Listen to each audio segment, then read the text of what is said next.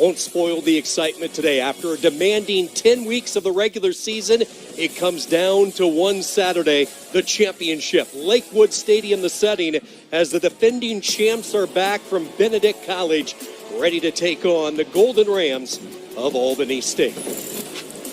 And a pleasant good afternoon. Sean Kinney alongside the national champion from Florida State, Forrest Conley. Great to have you with us. The past collides with the present today. Albany State has dominated this conference for so many years, looking for their 16th title, while the new kid on the block has been Benedict College. Nobody has been better over the last 2 years. Well, it's the past against the present. Like you just said, Albany State won the championship in 2021. Last year, Benedict College won the championship. Now they're going to settle the score and see who's the best. Should be an interesting ball game this afternoon. We both know championships are won in the trenches. Both coaches are confident with their respective lines. Let's start with Albany State and their offensive front five. They know they must win first down today. Well, they've got to win at the point of attack. They've got to fire off the football. They've got to know their assignments. They've got to know their keys. They've got to stay on top, and it starts with Joshua Simon. He's the big key, the left guard. I love the way he plays the game. He plays with physicality, and he knows where to go, and he climbs up to those second-level defenders and covers them up. So it'll be interesting to see, can he get past those defenders on the front line for Benedict and get to the second-level defenders? Eye-popping numbers when you look at the Benedict defense. You can make the case they are the best defense in Division II. If different was a definition of a defense, it would be Benedict College. When you talk about this defense, 151 tackles for loss, 53 sacks, 23 forced fumbles, 20 interceptions. And when you look at it, all starts at the line of scrimmage with the two-time Defensive Player of the Year in the conference, Lubert Denellis. He is a guy that can overpower offensive linemen.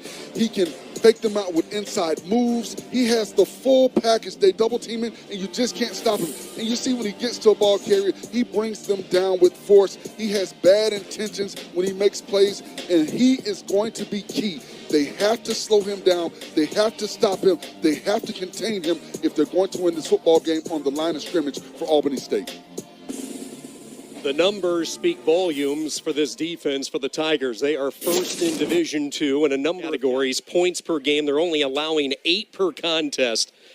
Create a lot of turnovers in this defense, wreaking havoc all season long. And that is the main orchestrator right there, Chinnis Berry, year number 3, the two-time SIAC Coach of the Year. Take a look at his record, 16-2. This is a program that has won 23 consecutive regular season games.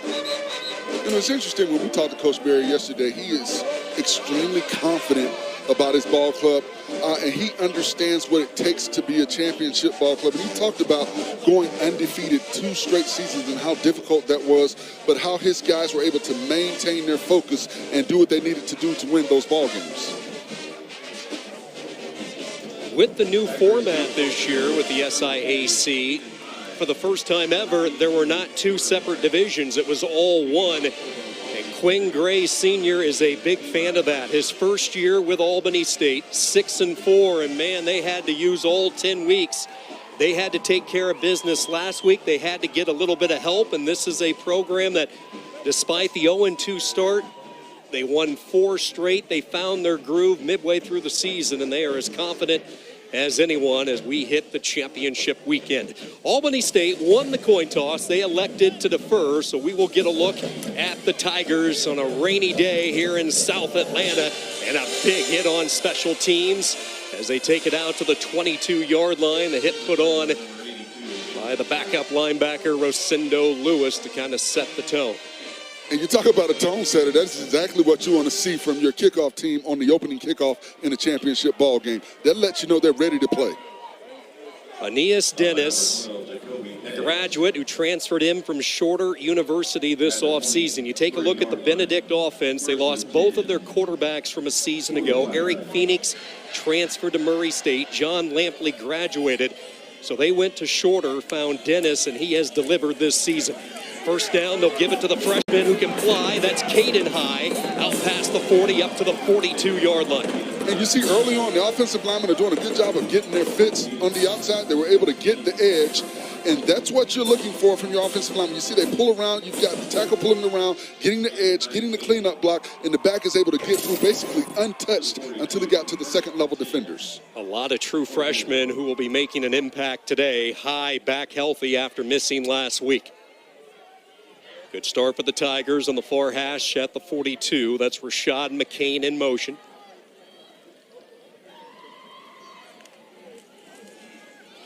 Dennis will hand it off. Zaire Scotland over the left side, not much, gets a yard or two. Anthony Harvey, we've talked a lot about the Benedict defensive line. Albany State pretty proud of their front four.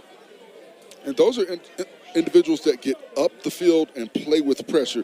Jalen Pugh stands out on that defensive line. He's explosive off the football. He beats double teams, and I think he'll be key for Albany State on the defensive front. Can he get pressure early in this ball game?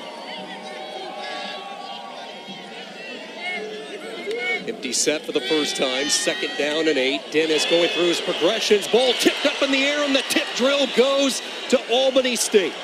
Intercepted on the deflection by Dayton Baker. If you watch what Baker did, he has his eyes on the quarterback, and he watches the quarterback's eyes. And when he sees where the quarterback is, he gets himself there. Actually, the quarterback threw it off of his own player. I thought the defender got a hand on it, but the quarterback threw the ball off of his own player. And one of the things that quarterbacks don't like to see is the front of their linemen's jerseys. And on that play, you saw the lineman kind of turn. So the defense did a good job of turning him and getting him in the quarterback's path to make that ball go off of his helmet. The Golden Rams in this defense knew they would have to create at least 2 or 3 takeaways, and they do it right out of the gate here on the opening drive. Deontay Banu, the quarterback, good starting position as the Golden Rams go to work. Nothing open downfield. Now Banu will let her fly. Deep downfield, receiver out there, but he overshot him, looking for Ralph Lovett. And a good job by the offensive line on that play to give Banu the time that he needed to look down the field. You saw Banu sprint to the outside. That's what you want to do with your quarterback against an aggressive defense. A lot of experience when you look at Banu. This season, 9 touchdowns, a 6th-year player for Albany State. He's had a tremendous career, a former SIAC Offensive Player of the Year, so tons of experience. He's been thrust pretty much in any situation over the time of his career in Albany, Georgia. 2nd down and 10. They will test the ground for the first time. Not much against this very rugged and tough front line from Benedict. And one of the things that stands out about this Benedict defensive line is they only rush 4 players. They don't do a lot of blitzing. So when we talked about those eye-popping numbers, that is from a 4-man front. Sometimes they'll walk up a 5th pass rusher, but they do not blitz like that. So that lets you know the effectiveness of those 4-down linemen. These are the situations that the Tigers love to put their opponents in, 3rd and long. And they're showing 6 on the line of scrimmage right now. So for the offensive lineman, the thing to do is for the center to identify the Mike linebacker. And once they identify that, then the offensive linemen know what their assignments are. Play clock down to 1. Dennis just did get the snack away and nothing there. Boy, he had pressure right away from that Tiger front 5. And, man, they can get to you in a number of ways. And you watch the pressure coming from this defense. It's relentless. They are coming from everywhere. And then they did a good job of covering up the back.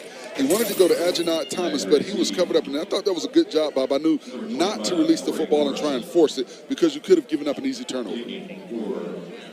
So good job by Benedict College after the turnover. They force a quick 3 and out.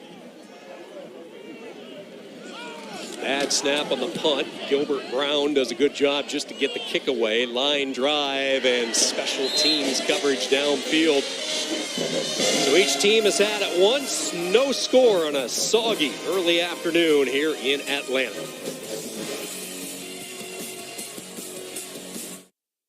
Certainly on the defensive side of the football, defensive coordinator Jordan Odafer, year 3. He arrived with Chennis Berry, and what a job he's done the last couple of years on that side of the football. Offensive possession number 2, as it is Scotland twisting his way up ahead for 3 yards.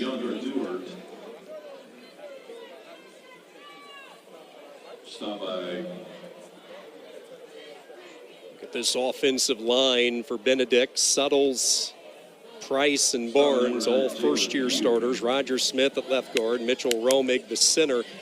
Those were the only two returnees from a season ago.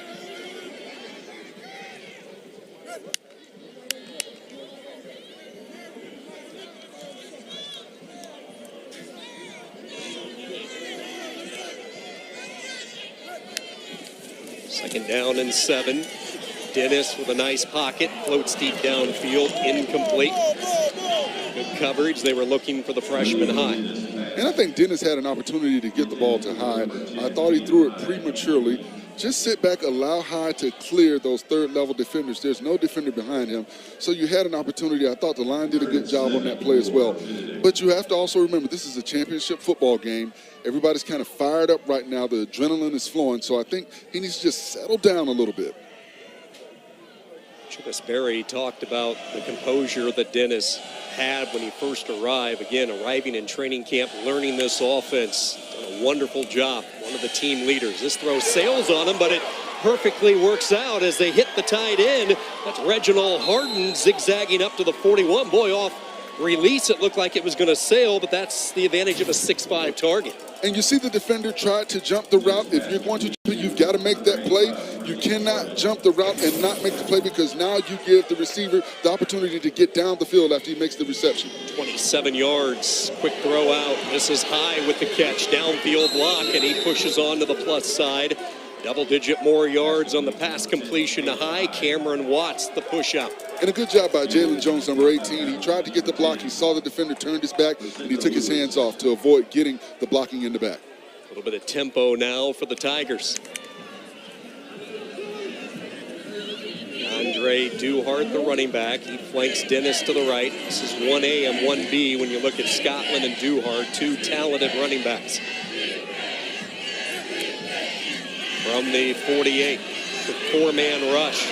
Dennis eludes. He's going to take off for the first time, and he will skirt his way out of bounds up to the 44. And good pressure on the outside by Ronald Robinson. The offensive tackle did a poor job of keeping his shoulders squared to the line of scrimmage. He opened that outside shoulder for fear that the speed rusher was going to get by him. You've got to stay confident in your kick steps. Get those 3 kick steps, then open that outside shoulder and run him past the quarterback's level. Good-looking drive here for Benedict. Started all the way back at their own 12. And Dennis stays red hot. Quick throw and catch, but nothing there that time. Jalen Mitchell, the 5th-year senior, Jacksonville, Florida. So Forrest early on for this Benedict offense. Clearly they want to get the football to number 10, their outstanding freshman, Caden High. Absolutely. He's got such great acceleration. He accelerates extremely fast. And you see that when the ball is in his hands. He's a local kid, so I'm sure he wants to play well because he's got a lot of fans in the stands this afternoon. Grayson High School, nearby Loganville, Georgia for High. Got to believe this is 4-down territory, 3rd down and short. Dennis spins out of trouble. He's going to try to run for the first down, and he will get there. Good job, pocket presence by the veteran quarterback, Aeneas Dennis. And once again, you're getting pressure on Dennis from the outside. The tackles are getting beat to the edge. They've got to do a better job. But you see the escapability of Dennis to spin around, get to the outside. I don't like the way he's carrying the football right there. You need to attack it high, close and high. But I like what he did to get the first down for his ball club. Just take care of the football in the open field like that. Dennis doesn't run a lot, at least during the course of the regular season, but using his feet well on this drive.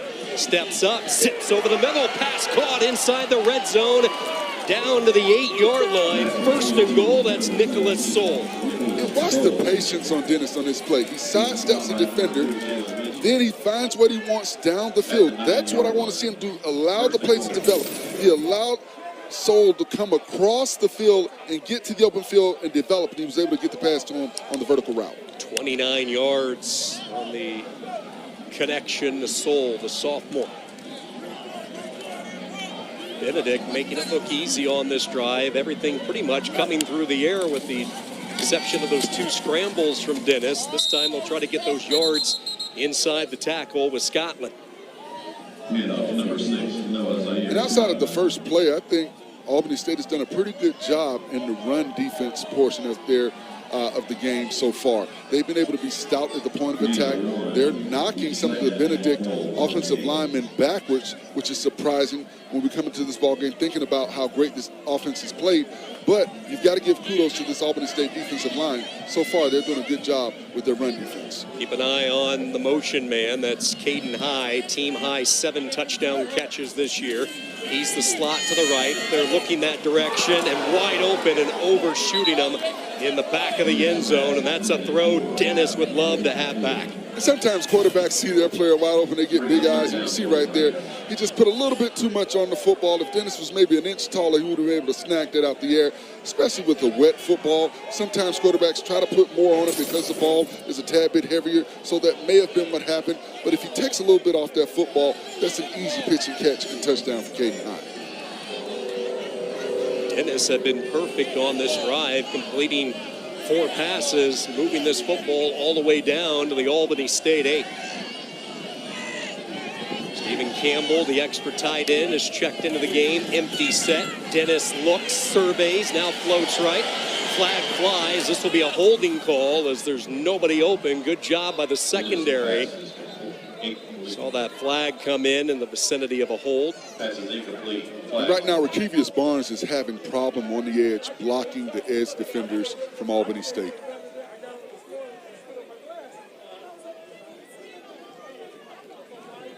Our referee this afternoon is Ben Cole.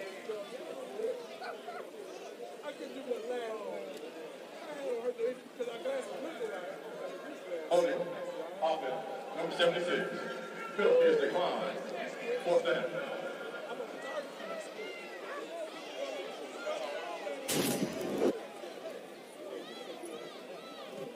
Number 76 on the left side of your screen, excuse me, the right side of your screen, you see right there, one of the things he has to do a better job of is establishing inside hands. He does a good job with his kick steps, but I want to see him establish inside hands, and that way he can direct those defenders. Tom Piccirillo has been reliable all season. A little more than a chip shot here from 25 yards, and he stays perfect from inside 30. Now 8 for 8 for Piccirillo on the season. A long drive for Benedict. They fire the opening salve.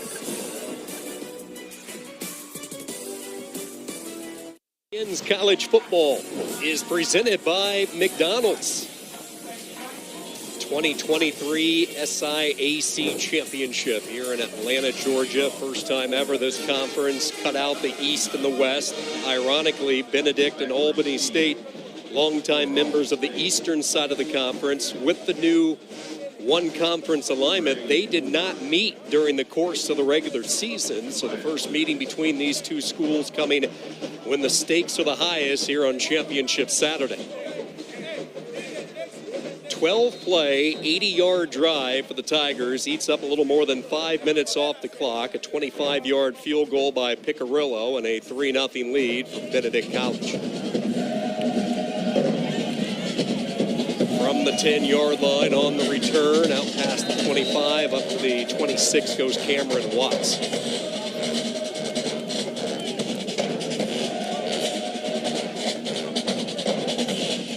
Benedict defense coming in number 1 in so many categories, not just in the SIAC, but also across the platform of Division II football. You have active linebackers, you have a dominant defensive line, a very good secondary, and as a result, 10 tackles for loss per game. Look at the sacks per game. The points allowed, microscopic. They allowed only 13 points through the first 5 weeks. And they do this with their 4-down linemen. That's what makes it so impressive. All the plays in the offensive team's backfield are made by their 4-down linemen. They don't bring a whole lot of blitz packages to the table. So when you're an offense preparing for that, you know, the thing that you come into ball game saying is, we've got to beat that 4-man front. We've got to make this defense bring more players in the box to open up what we want to do offensively. Dedrick Starks in on that last tackle. He is the team's top tackler from his linebacking position. Has to be fun to be a linebacker with this defensive line, eating up all those blocks at the point of attack. You have a lot of free flowing to the football. A little bit of a crevice opens up over the right side, up near the 35-yard line. Good surge that time by the Golden Ram front. And a good lead block by Michael Forsythe, number 15, the tight end. He was able to get up in the gap and cover up that middle linebacker to allow the back the space that he needed to get positive yards. Sets up a very manageable 3rd and 2. Old Janad Thomas, the running back, the sophomore out of Savannah.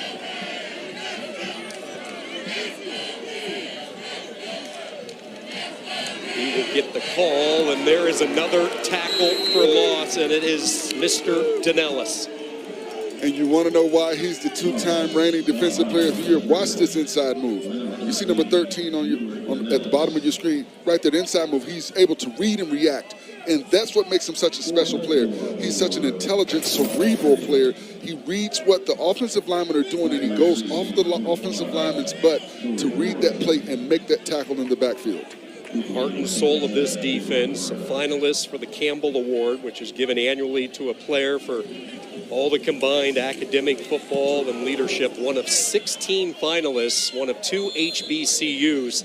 He has been that type of impact player throughout his time for Benedict.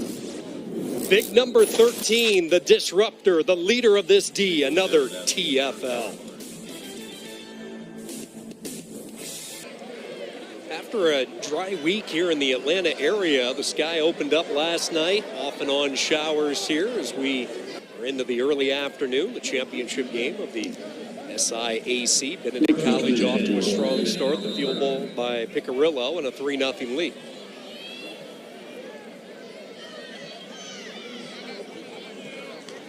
Is Dennis in this offense from the 30-yard line. Dennis is going to throw, gets rid of it quickly. 3rd catch of the day already by High, but a good job pursuing. Gain of 2. That's Randy Fillingate. Right now, Albany State is playing the zone defense. They're keeping everything in front of them, keeping their eyes on the quarterback, and they're able to see the plays develop. Gain of 2. Second. Moving first quarter, approaching 4 minutes. Low snap, dugout. This is Duhart. He cannot find any room. Nowhere to go. And again, it's these linebackers and these defensive ends. Eric Price, the physical presence, the junior from Leesburg, Georgia. What the ends are doing a good job of is they're maintaining the edge. They're not allowing those tackles to get to the outside shoulders, those tight ends to get to the outside shoulders. They're keeping that edge. And what that does is that spreads the play out, keeps the back going east and west, and allows for pursuit to get there. Benedict's been pretty good on 3rd downs here in this opening quarter, 2 for 3. They run a stun up front, picked up nicely. Flag will fly late. Dennis trying to get there with his legs. He is cut down about a yard shy, but a flag down along the near side. And that's one of the advantages of playing his own defense. You have eyes on the quarterback, not allowing him to get up the field when he doesn't see what he likes. This might be defensive holding for us. We'll wait and see.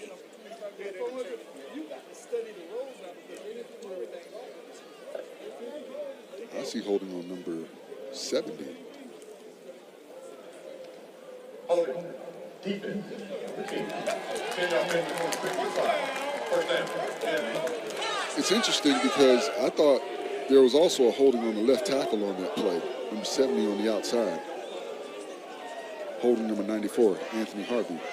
The result of the penalty. Move ball to the 44-yard line. So the penalty will give Benedict the first down, first penalty of the day on Albany State. So new life for the Tigers at the 44. 2 receivers right. We'll hand it off. This is Duhart torpedoing his way in. It's Jalen Pugh. He was able to get a hand in there and trip him up.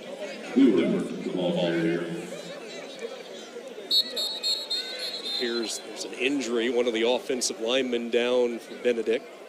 Good look at Jalen Pugh, who knifed his way through. See the pain there for the offensive tackle. That's Arkevius Barnes. Graduate student transferred in from Allen to play his final year of football, and he's been a key component on this offensive line. We both know Chinnis Berry, the O-line, dear to him. He was an offensive lineman back in his day, so this is a position group that he pays a lot of attention to. They lost 3 graduate seniors a year ago, and they bring in the transfer Barnes to occupy that very important right tackle position for them. You just hate to see a player go down with all the effort and heart and dedication that these guys put into it to just get here, to just get on the field, to play for these programs. You hate to see a guy go down, especially in the championship ball game.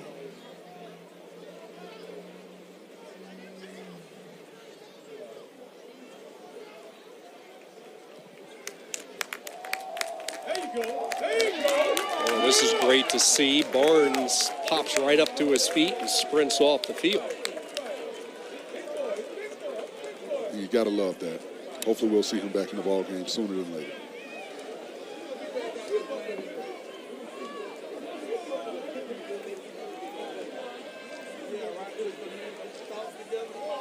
So no real surprises as we start to get a flow and a feel to this football game. We knew the running department was going to be tough both ways.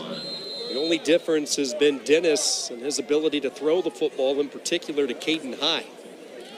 He'll go to the air here, trying to set up the screen. The pass bobbled and nearly intercepted. Boy, it was right in the lap of DeAvery Weeks, and he could not reel it in. And I think what happened on that play, the offensive tackle did a good job of cutting the defender.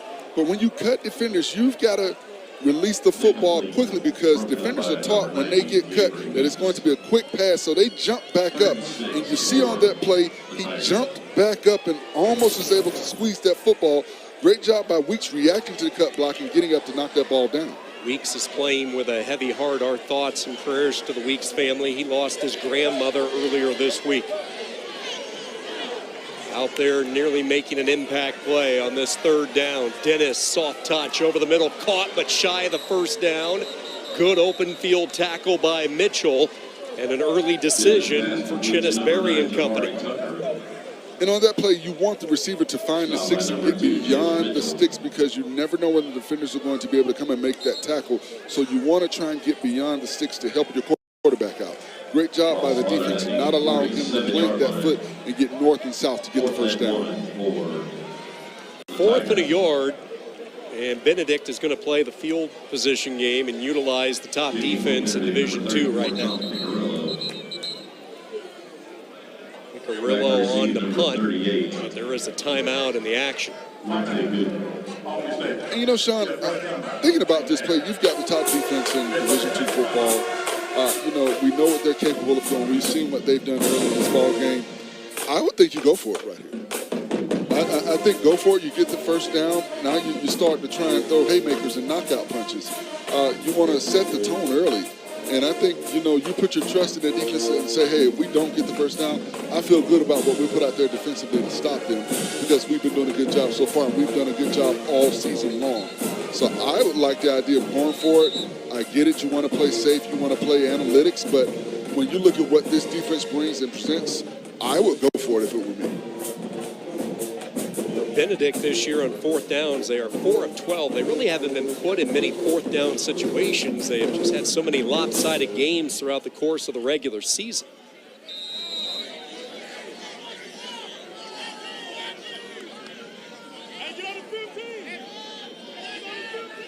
Monte Gooden awaiting the kick. He stands at the 10. Picarillo, who serves both as the field goal kicker and the punter. High snap, had to go up high to corral it, and does a terrific job of just getting the kick away. Boy, near disaster for the Tigers, and Picarillo bailed them out. Well, he didn't panic. He got possession of the football. That's the first thing he did, was secure possession. You see right here, he didn't panic. He saw where it was going. Did a good job of catching that wet ball. And once he got possession, he did everything he could to just get it off of his foot. I don't think he was worried about where it went at that point. You just want to get the ball off your foot and get it out of harm's way. Well, with your line of thinking that you were just talking about, with that outcome, a 4th down would have looked good there for Benedict, keeping the offense on the field. Albany State needs to get something started offensively. Let's see if this is the drive they do. Running to the boundary side, and a good one-on-one tackle is made. There was just no room whatsoever. Josh Hayward, who's getting a lot of looks from NFL teams, the top cover corner, showing his ability to make a tackle in space. Gain of 2, 2nd and 8.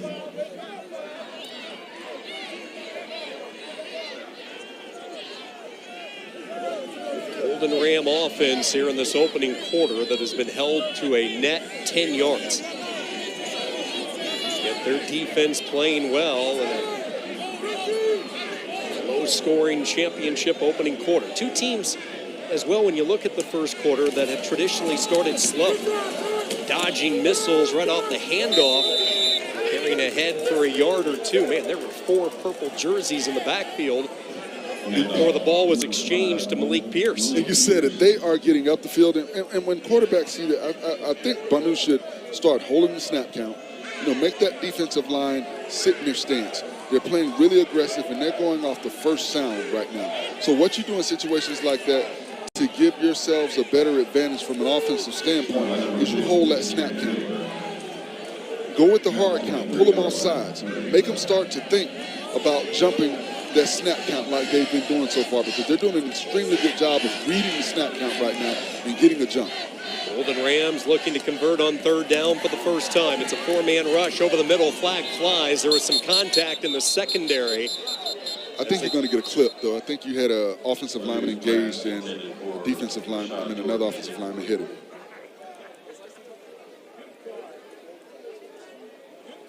One of those offensive linemen engaged up high, and then that second lineman going down below. Yes, you cannot. The hips, it looked like, at the point of attack. That is for the safety of the player.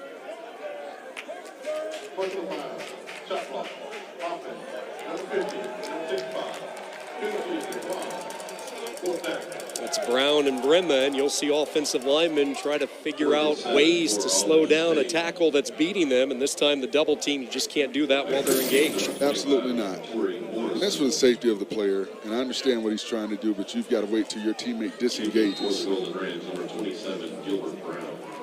It's been a frustrating offensive quarter for Quinn Gray. Now there's some confusion for the Golden Rams. They're forced to burn their second timeout late here in the first quarter. They did not have enough players out on the field, so Gray obviously not happy with that, having to use these precious timeouts early in this first half. And do you take the 5-yard penalty at that point and save that timeout? That's a question that you have to ask, but then you also look where the ball is placed right now. You put the ball closer to your own goal line, and do you want to do that as well? Because now you're taking away from some of the space that the kicker has. Now, I think the kicker will still have enough space, but psychologically, that can have an effect on your punter when you start to move the ball back, especially in bad weather games like we have this afternoon.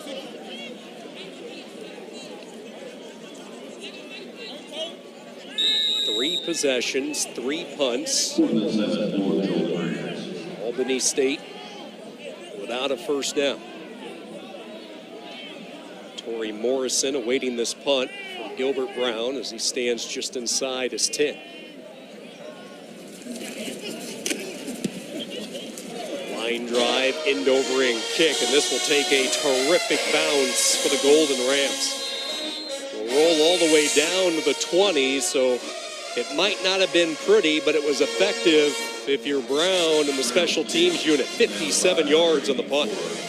And one of the things I'm going to continue to look at and look for is the adjustments that are made by Benedict from their tackle position, because right now the tackles are not doing a good job on the outside. The defensive ends for Albany State have been able to get consistent pressure on the outside. There have been several opportunities for holding penalties to be called that I think officials will start to pick up on. I'm sure the Albany State coaches are saying that as well, to watch on the outside for the pass rushers, because they're not doing a good job so far of keeping their shoulders square, and they're allowing those ends to get to the edge. Dennis, 6 of 11, 76 yards. He fakes the jet sweep on what might be the final play of this first quarter. Tackled on the play by Rosendo Lewis. He is stopped by number 10. See if the Tigers are in any hurry to get one more playoff. Lined up as if they're going to try to get one more.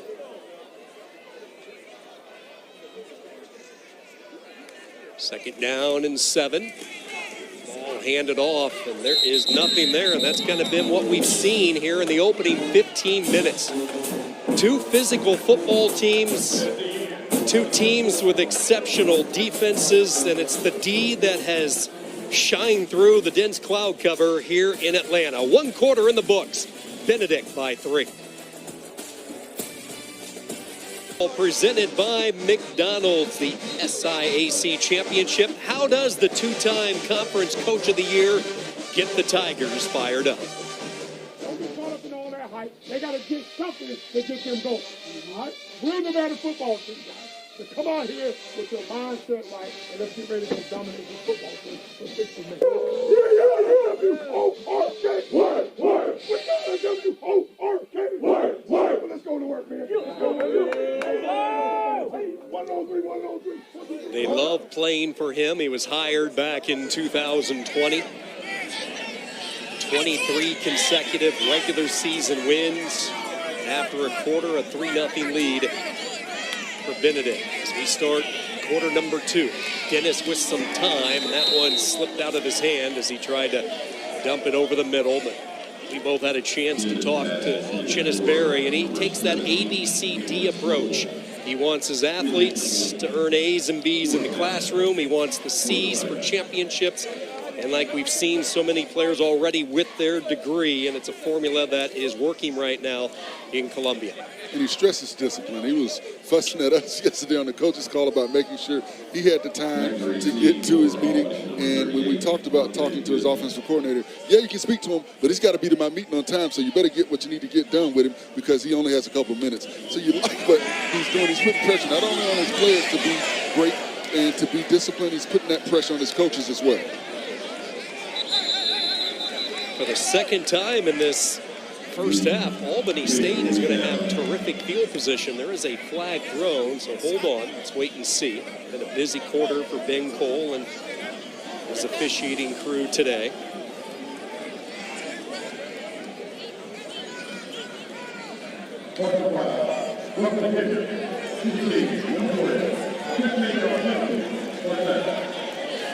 Boy, 2 killer penalties in this first half for Gray's Golden Rams. And I don't know if that's roughing. I would say more so it looked like running into the kicker. But at the same time, you've got to keep your hands off the kicker. You're going to get great field position. I wouldn't have even had a rush on, even though it was a bad snap. And I know guys react to that. But you have to be disciplined enough to know that you're going to give your offense great field position and to stay away from the kicker. Jacoby Hayes, the guilty party, the backup corner for Albany State. So let's see if Benedict can make them pay. First down. All the way out to the 40-yard line, and there is nothing. Stuffed at the point of attack. Again, it's Jalen Pugh.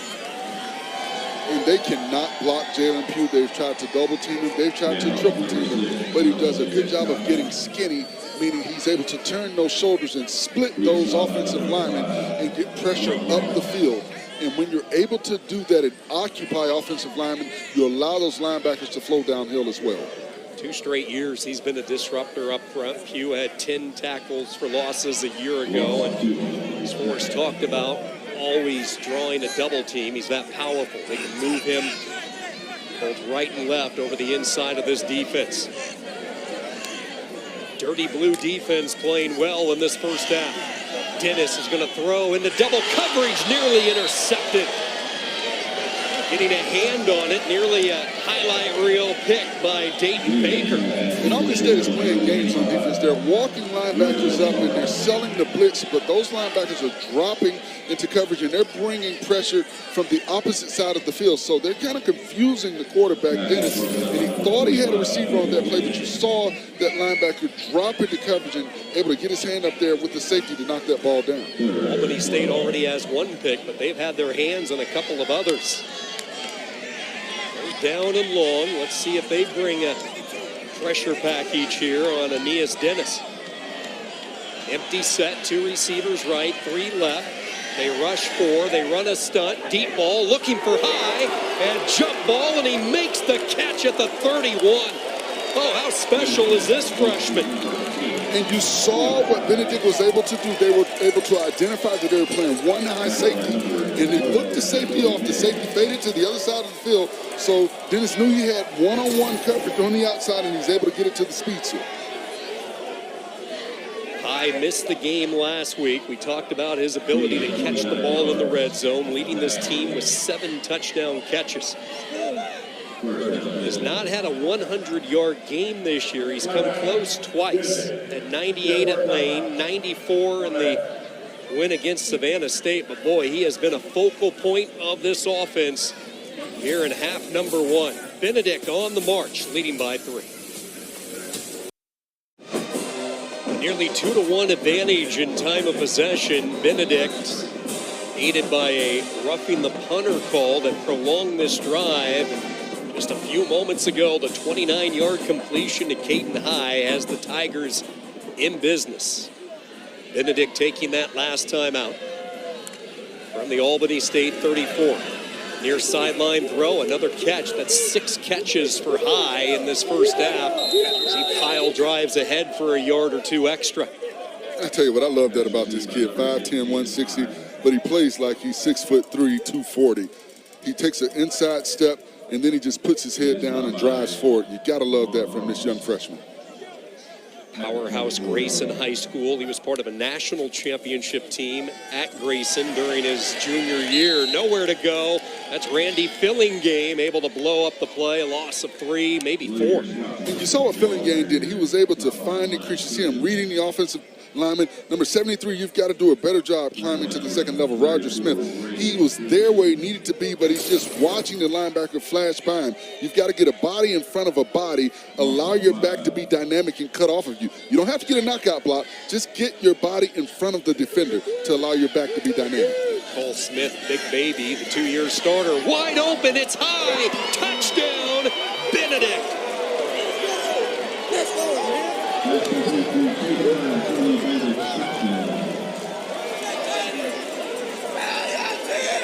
And coming into this game, we knew the freshman was one of their big play receivers.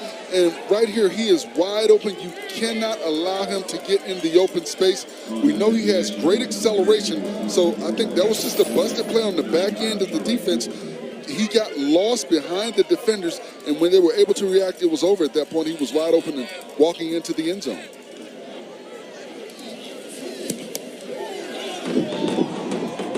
th touchdown pass this year for Aeneas Dennis. His favorite target all year has been Caton High. Those two working some magic in Atlanta. With Coach Chinnis Berry, he had nothing but praise for the freshman Caton High, a young man who practices each and every day, just loves football, so cerebral in the sport, always wanting to learn more. And you talk about an impact in this first half. Touchdown reception, 6 catches, 89 yards. Well, you talked about it. He comes from Grayson High School, which is a powerhouse program. Robert Kimdichi is one of the talents that came out of that program, one of the many talents. So when these guys come out of that program, they come out ready to play and ready to produce. And you see what he's been able to do early in his college football career. Let's go back to the touchdown pass. How does this secondary keep losing High? Well, I think what happened on this play, it's a zone coverage, and they passed him off to the next person in the back of the zone. But when you look at the bottom of the screen, number 12, I think he was supposed to stay with him. He did not. And you see the safety with the late reaction trying to catch up on the back end, but at that point, High is into the end zone for the touchdown. So when you're playing that zone coverage, that safety has to know, and that's being passed off by those middle level defenders, that you've got to get on top and stay on top of those receivers and don't allow them to get behind you. They did not stay on top of High, and he was able to catch the ball and walk into the end zone. Keep in mind that drive kept alive by the roughing the punter call when it looked like Albany State was going to get off the field. They stick with this ground game up the middle. This is their biggest back, Sincere Rodriguez, a freshman from Fort Lauderdale. Hardly carried the ball up until last week, but he was a factor, and he squares up those pads, 205 pounds of muscle. And when we talked to offensive coordinator Dazzy Morris, he said, look, we weren't running the ball effectively, but we kept at it, and we were able to develop that run game, and that's what I think they're trying to do. They're trying to get that rushing attack going. Coming off the edge that time, saying not twice. Good read, good hit, put on by David Peterson. I'll tell you a play that I'd like to see Albany State run. Give with some wide stances, run a delayed handoff, allow that aggressive defense to get up the field. You want those wide stances because that creates seams, and then you get that delayed handoff, and now you have an opportunity for your back to get to second-level defenders and see if he can be dynamic. Well, you can certainly say Gray is trying to get this running game established. Bonnu yet to complete a pass. He's only attempted 3 passes. Let's see if he puts it in the air here. He does. High throw, and it's off the fingertips. Incomplete, looking for Lovett. And Bonnu just needs to settle down, set your feet, step into your throw. To me, he threw this prematurely. You know, step into it. Take a little bit off of the football. Lead your back, you know, your receiver. Lead him into the throw. Throw it to him. Don't throw it where he is. Throw it where he's going to be so he can get the ball and be a playmaker.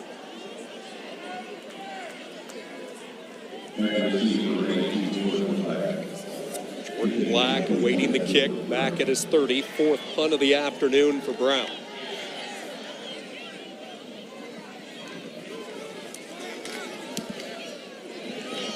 $57-yard punt last time. This one a squib and then a hit put on. Boy, a dangerous play there by Jordan Black, and he paid the price. Special teams. This is the big day. Both these teams want that conference championship. Albany State with some work. Ball game. You see right here, they come with the jet sweep action. You see the speed to get around the edge and get up the field. Then you've got the vertical route, running past the defenders, able to locate the football, high point it, and now you've got the fancy footwork on the outside. I'm going to fake you out, then I'm going to drive and get to the end, and then finally to finish it off, a first half touchdown. So he's kind of done everything that we came into this ball game expecting as far as his dynamic ability. 6 catches today for High, has 1 carry for 19 yards, so 100 yards of total offense coming from the freshman. You get the feeling this is a critical drive if you're Albany State. Down 10, this is a team you don't want to fall behind on, as evident by what we're seeing in this first half from the defense and what we've witnessed all season long with Benedict College. So the pressure really on Jalen Pugh and this Golden Ram defense. And from the front end perspective, I think they've done a pretty decent job establishing being able to stop the run. They've got to cover up Caden High. You cannot allow him to be a playmaker as he's been early in this ball game. I will have safety help over the top wherever High is. High comes in motion, 2nd down. They're going to run an option look out of this. Dennis torpedoes his way up to the 37-yard line. Fillingham has played well. Another tackle for the 5th-year senior. And a great business decision by Dennis because Jalen Mitchell had a bead on him, and I don't know if he would be able to get up if Jalen Mitchell would have been able to put contact, you know, pad to pad on that play, the way he came submarining down on that play defensively. 3rd down and 6.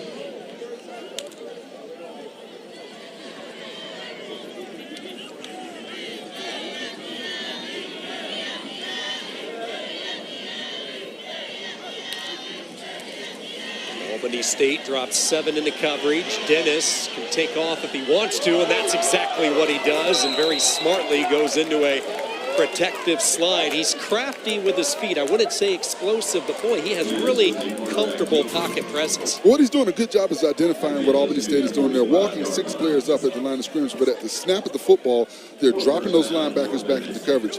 So he's reading what those linebackers are doing and finding the open space to make plays with his feet. Dennis so far has been the most effective runner. He'll get rid of it quickly on the slant, through the hands, incomplete. Jalen Jones, the intended target, the transfer from Presbyterian. A dangerous throw when you've got your receiver coming across on a crossing route, a deep crossing route, and you've got safety help right there. And you have to wonder if Jones felt that safety coming across and took his eyes off the ball prematurely. Really continue to appreciate what Aeneas Dennis has done this year, transferring in from shorter. They told us he really hung up the cleats. He thought he was done last October, and a phone call from the defensive line coach with Benedict and Gary Howard, and that changed all that. See what he has done with this offense. This defense for Benedict, top ranked in Division II. We've talked a lot about that, yet this offense has put up good numbers. They're averaging 41 points per game, but oftentimes it gets overlooked just because of how dominant they are on the defensive side.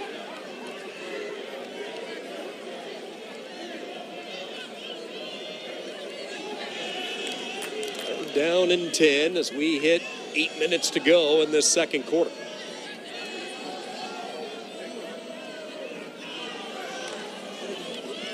Dennis with all sorts of time, hovers deep downfield, pass is caught.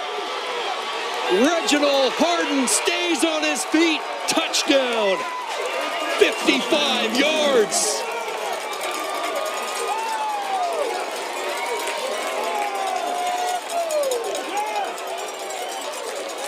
And you see the Florida State transfer, Reginald Harden, 6'5". He's able to use that length on that play. I love what Dennis did. He put the ball up in the air. He allowed Harden to make a play on it. And then yards after the catch, being able to break the tackle, spin, and get away from the defender.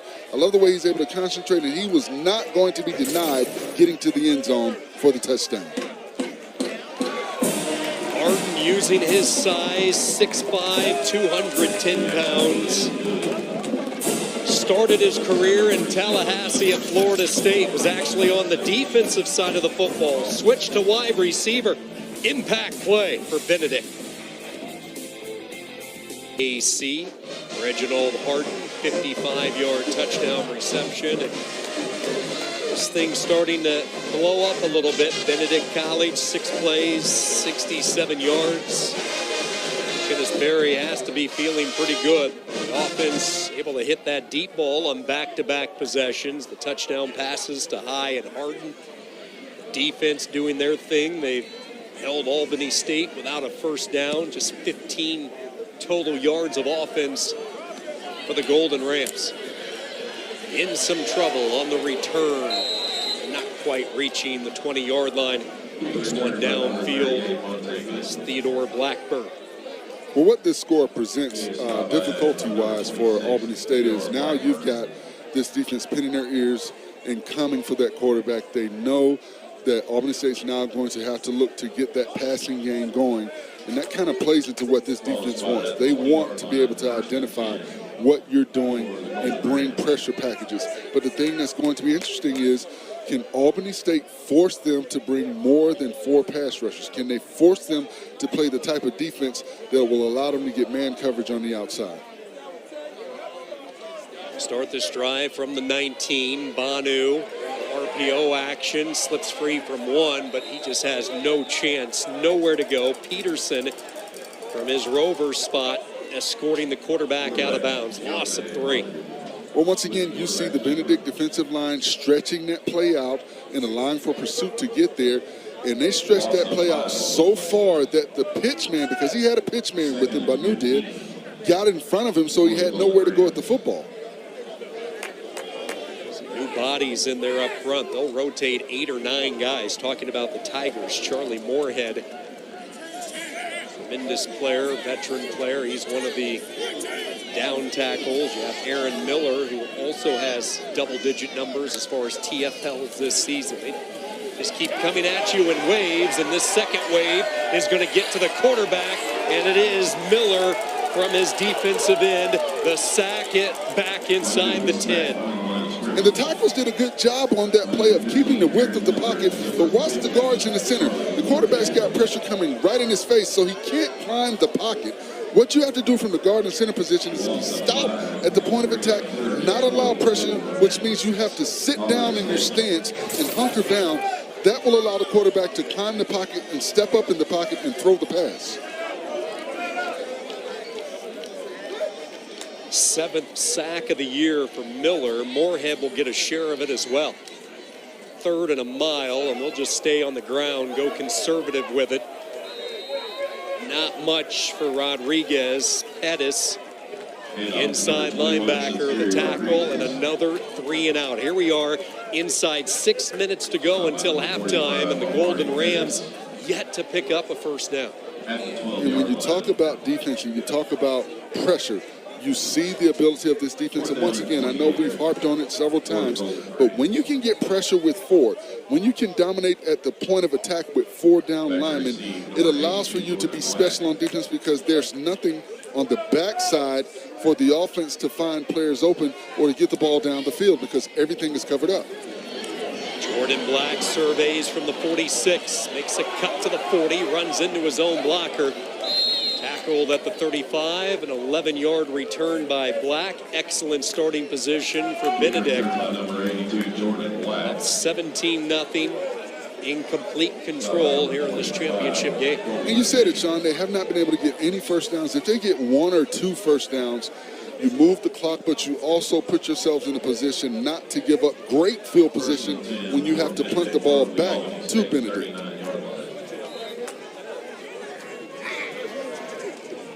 This has been the part of the field where Dennis has taken a shot deep. Let's see if they do it here on first down. 12 personnel, the 2 tight ends, McCain and Campbell, switch off to that left side. Dennis wanted to go deep, floats it deep, near side, too tall, looking for Campbell. Dennis pass intended for number 84, Stephen Campbell, is incomplete. 2nd and 10. Yards per completion for Dennis. 11 of 20, 197 yards. The deep ball has been there. And because of what Caden Hines has been able to do early in this ball game, now you've got safeties watching him. So you're going to get other opportunities for your receivers on the outside because of what he demands as far as coverage and keeping eyes on him because of his big playability.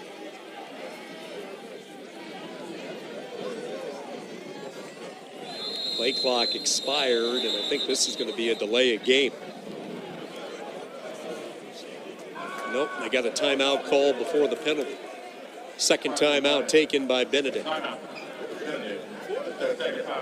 So Forrest, we talked throughout the course of the week. We both watched a lot of film with this Tiger defense, but you see them real and in live time, and man alive, they're as good as advertised. Well, they do an excellent job of slanting and making it difficult for offensive linemen. And when you game plan against a defensive line like this, the things that you have to work on from an offensive line perspective is drop stepping and power stepping. Meaning when you drop step and you read that inside move, you've got to be able to power step, but you've got to be able to try and get outside leverage, because if you don't, that's when you get these linemen with holding penalties or you get extreme pressure early on the quarterback position. So the offensive linemen have to do a good job of sitting down in their stances, taking power steps, opening up that outside foot, and making sure they're getting the leverage that's needed to get movement at the point of attack.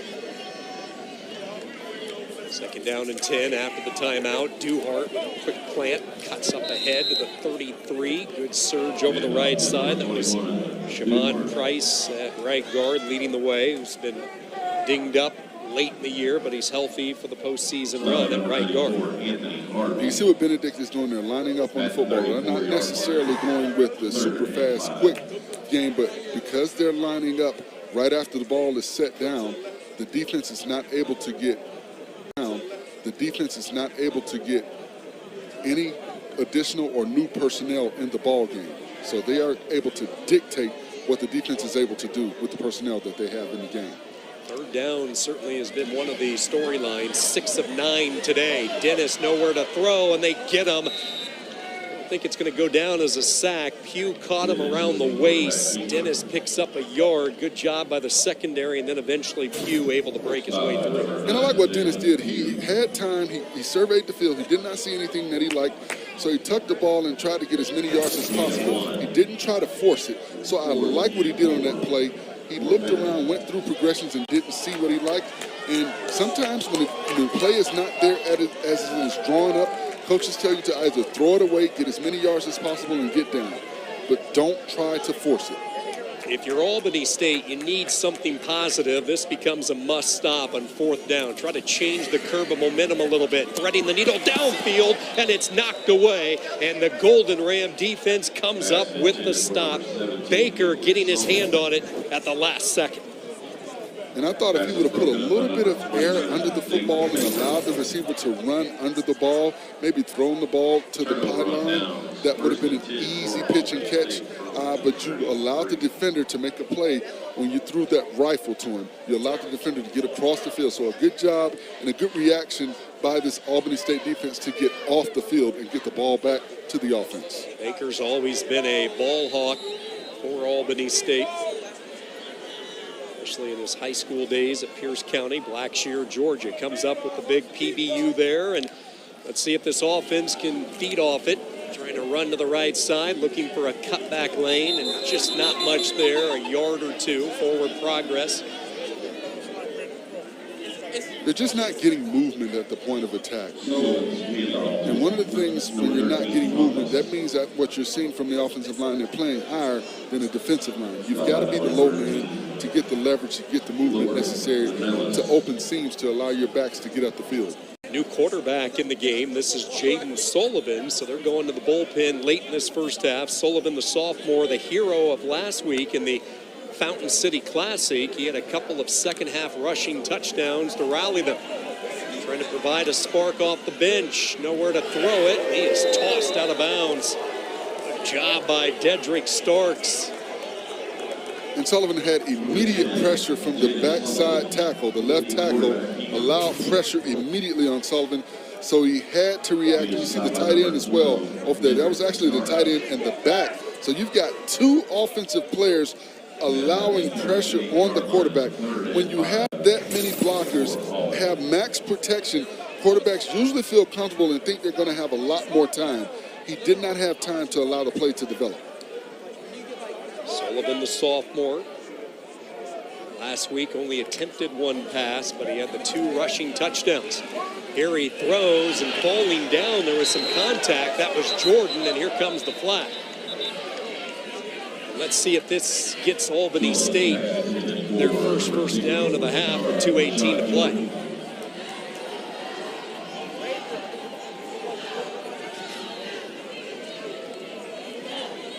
Quinn Gray certainly hoping so.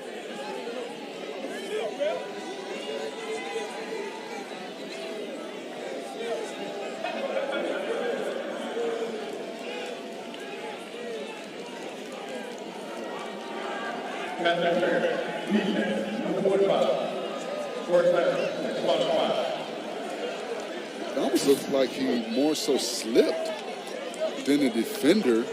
You know, you see at the top right of your screen, it looks more so like he slipped as opposed to the defender pulling him down. But I know Albany State will take it, right? Absolutely. There's been a first down that felt as good as that last one did if you're a Golden Ram. Absolutely. Take it any way that we can right now. They just need something positive to happen. Sullivan redirecting his receivers. That's Jordan, the slot. Bottom of the screen, three receivers set. In motion at the top is Lovett, the team's leading receiver this season. Sullivan floats right, throws on the run, incomplete, trying to hit it to Dorsey, but again, he heard the footsteps, pressure on the play by Kilpatrick Melidor with the coverage. And once again, your quarterback has no time. When he's getting the snap, he has to react because there's immediate pressure.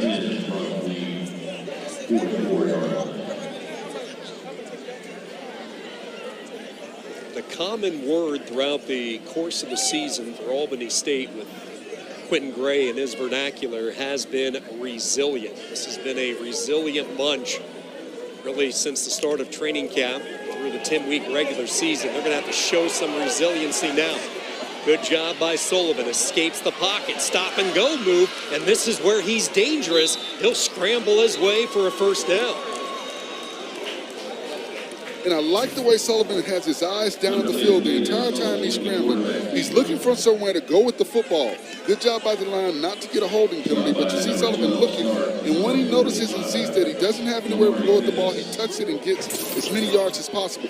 The receivers have to do a better job with the scramble drill when you see your quarterback scrambling like that to get open and give him a target to throw the ball to down the field. Yeah, nobody came back to him. And look at this, a little bit of daylight for Aljanad Thomas up close to another first down. Let's see if they're going to give it to him. Nope, about a half-yard shy. So the clock continues to tick. Keep in mind, Albany State had to use 2 timeouts in the first quarter. And there needs to be a sense of urgency from this Albany State offense.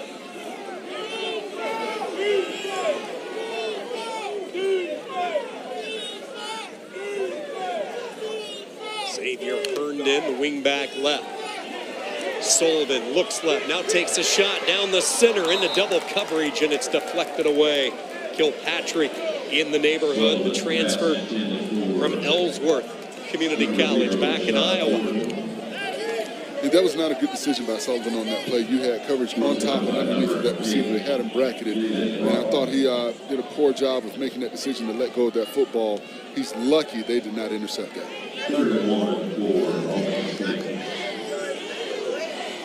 Clock stops, 1:04. Albany State trying to get some late points to close out this first half. Keep in mind, they will get the football as well to start quarter number 3. Thomas stutter steps, gets caught up high, but falls ahead.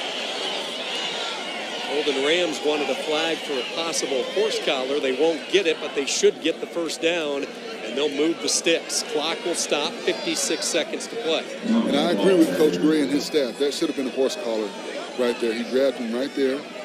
That's definitely a horse collar tackle right there. Hands down, that should have been called, so I agree with their staff totally on that play.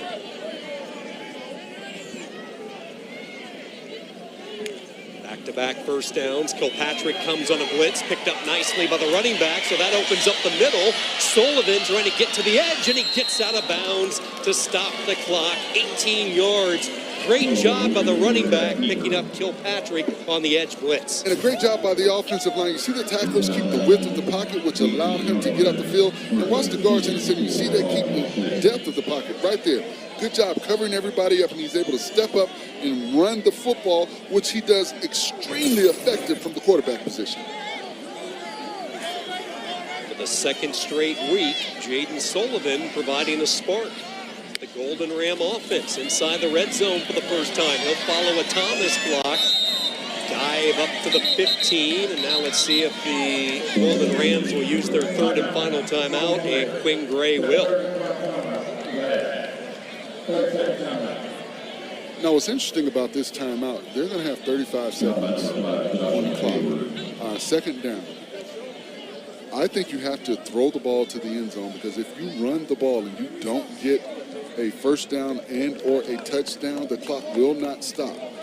And you have to be concerned about that, because you want to get points on the board before the half. You cannot allow the most successful drive that you've had, the first drives you've actually gotten a first down, to go to waste. So you've got to get points on the board. You've got to have a positive outcome and have some type of momentum going into the halftime.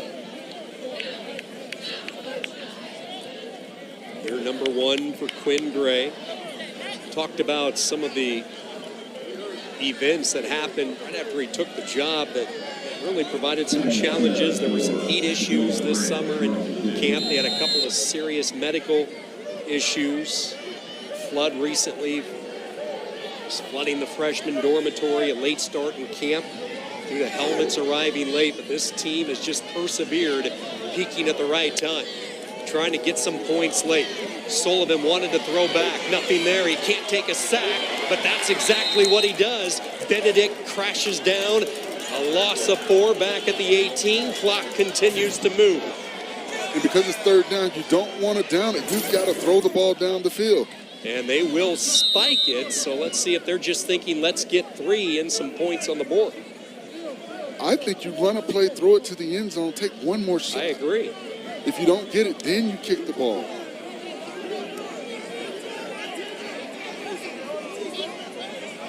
Quinn Gray started to send the field goal unit out. Eli Mashburn started to come out on the field. He put on the brakes, and now Gray is going to send him back out. So he was saying 3 initially, then he sent the kicker back, but he says, okay, let's get some points late.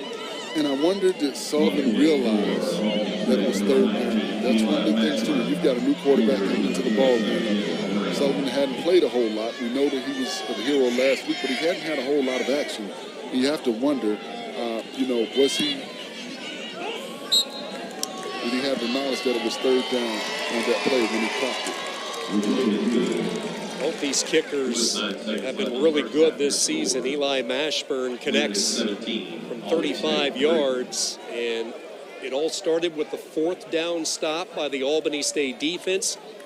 Quinn Gray goes to the bench. Jaden Sullivan, even though the combination of Sullivan and Banu have not completed a pass in this first half, it was Sullivan's ability to scramble using his legs that just seemed to provide a different dimension to this offense that resulted in 3. And Coach Gray talked to us about that. He said he would not be, bashful with pulling Banu and putting Sullivan in the ball game.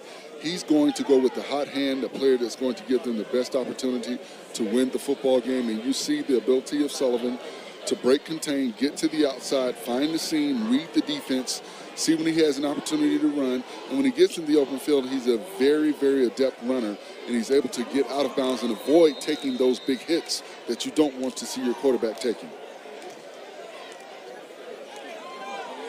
Kicking off for Albany State, number 19, Eli Mashburn. Back to receive for Benedict, number 12 20. plays, 49 yards on the drive. 35-yard field goal by Eli Mashburn, 17-3 Benedict. Good high, deep kick, angled toward that far side on the return, stumbling out past the 30 and into the open field. Down the far sideline, pushed out of bounds, Jordan Black. 42 yards on the return as the first half comes to a close. Benedict ranked as high as number 5 in the Division II polls. Winners of 23 straight regular season games. Dancing their way, hopefully, if you're a Tiger, to back-to-back SIAC conference championships. A couple of deep bowls. Passing game working. This defense tough. Benedict. Lakewood Stadium. It's been a soggy Saturday here on the south side of Atlanta. Benedict, the defending champions of the SIAC, out in front of Albany State. 17-3 here at the intermission.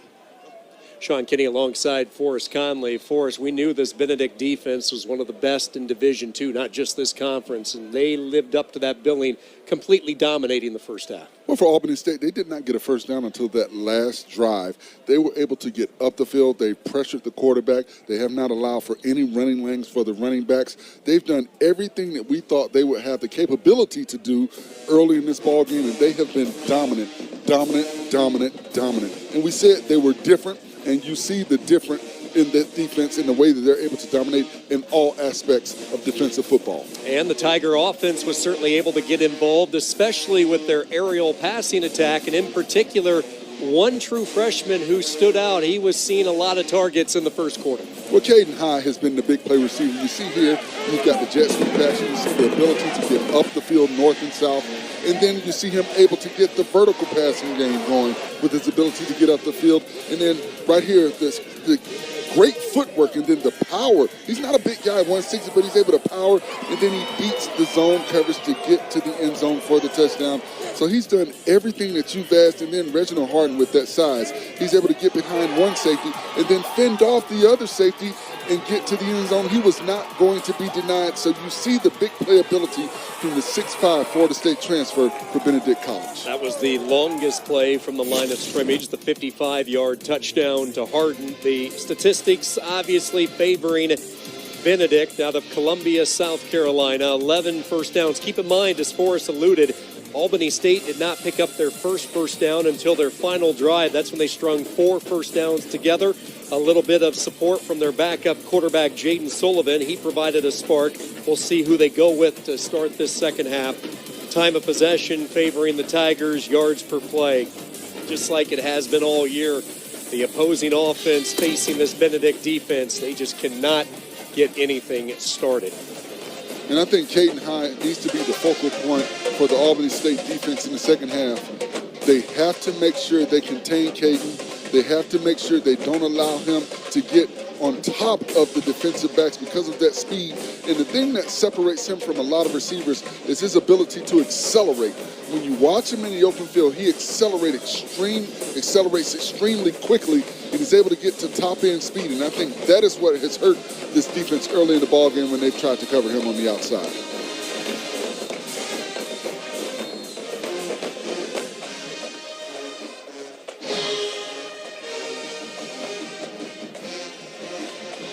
One of the great traditions of the SIAC, listening to the bands, and they did not disappoint, putting on quite a show. And thankfully the rain kind of eased up during the halftime, so both bands proudly played on as this crowd enjoyed some of the sights and the sounds.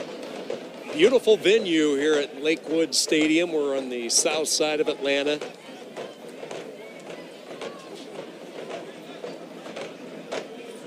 Albany State will receive the kick in the second half. Albany State to get the football first to begin quarter number 3. And it'll be interesting who Quinn Gray turns to. Will it be Banu, or will he stick with the hot hand to close out the second quarter, Jaden Sullivan? I think right now you have to go with Sullivan. Sullivan has been effective running the football, effective finding seams and getting the ball down the field. They've got to establish some type of passing game, though. 0 passing yards in the first half. That's not going to cut it. They've got to establish a passing game. It doesn't have to be anything extensive, but you've got to be able to keep that defense honest, passing the football. Oh, Rashad Jordan, just as he planted his foot, went down, and this is disaster for the Golden Rams. Oh, my. Again, we've had off and on showers, so slippery in parts, and the footing just gave out for Jordan, so they are going to have it. Let's see where they officially mark it. It's going to be right around the 1 yard line. Oh, boy. Tough break to start this third quarter. And you know, Jordan wants to make a big play for his ball club coming out in the second half after getting points on the board before halftime. But sometimes you just need to let the ball go, call fair catch, get the ball out on the 25-yard line, and give your team decent field position. It is Jaden Sullivan who gets the nod. Sullivan able to extend plays on the one scoring drive, the one series that he saw. 50-50 ball, jump ball, near side, broken up. They were looking for Dorsey. Good coverage on the play by Melidor. And Melidor did a good job of not panicking. You saw the sideline screaming, ball, ball, ball. He was able to turn around and locate the ball and play defense. Often when you see defensive backs like that in one-on-one coverage on the outside and the ball is in the air, they kind of panic and go through the receiver. But he did a good job of not panicking. So take a shot downfield. Now they will go to the ground, and there is nothing there. That hole just caved in. Back to the original line of scrimmage for Aljanad Thomas. Danellis the tackle. And one of the dangerous things right now for Albany State is you need to get some positive yards to give your punter, even if you don't get the first down, the room that he needs to kick the football. Right now, they're in a position where the punter will have to kick with his heels on the end line, and you don't want to put that type of pressure on your punter, especially on a wet field with the wet football. And we've seen a couple of questionable snaps already in this game. 3rd down and 10. They'll keep max protection. They'll take another shot, popped as he threw it. That's a loose football. No whistle, no signal. Let's wait and see. Touchdown, Tigers. The hit, and then the pickup in the end zone for the touchdown. Danellis, the recovery. And Sullivan paid the price for us. Well, you see right there, and I wonder, this may be a targeting penalty right now. Well, watch how he hits him. Well, no, I thought it was helmet to helmet. Good job of getting his hands up and knocking the ball out. But you saw the tight end kind of chip block and then let him go. You've got to stay in. You've got to stay home. You're on your own goal line. You've got to have max protection. There's only one place the quarterback was looking to go with the football, and that was down the field on the left sideline. He was waiting for the receiver to kind of get open and break away before he put air under the football. They have to do a better job. The tight end has to recognize and realize there's not a lot of room. You've got to stay in and block. You can't chip block and try and release to look for the football. Trouble with the snap and not a clean look there for Picarillo, and the point after fails. So Benedict gets 6 from their defense. Jaden Broughton certainly brought the hammer. And these two defensive ends, man, I'd like to find a pair that can match these two in all of the Division II landscape. What I want you to do is watch on the top of the screen. You saw the tight end, Xavier Herman, number 86. He got a chip block, maybe just a piece of shoulder, and then he allowed the defensive end, Broughton, to get a free release, basically, and get to the quarterback. And if you notice on that play, Sullivan's not expecting any pressure because they've got max protection. So when you've got max protection, you don't go out on a route. You stay inside and you block. There's only one receiver usually, or maybe two at times, when you're running max protection. You know where you want to go at the football. For Broughton, that's now 9.5 sacks this season. That's the 3rd sack of the day by the Benedict defense. Danellis, the fumble recovery and touchdown, and his Hollywood script just keeps getting better and better each week. And, you know, we've talked a lot about Danellis and his numbers with Broughton. He comes into this football game with 46 tackles, 8.5 sacks, 21 tackles for loss. I mean, that stands out in itself. A fumble recovery, a forced fumble, 3 pass breakups, and 8 quarterback hurries. So he's no slouch himself on the opposite side. And when you got those type of bookends, once again, you've got to stay home. You can't let either one of those guys get a free shot in your quarterback.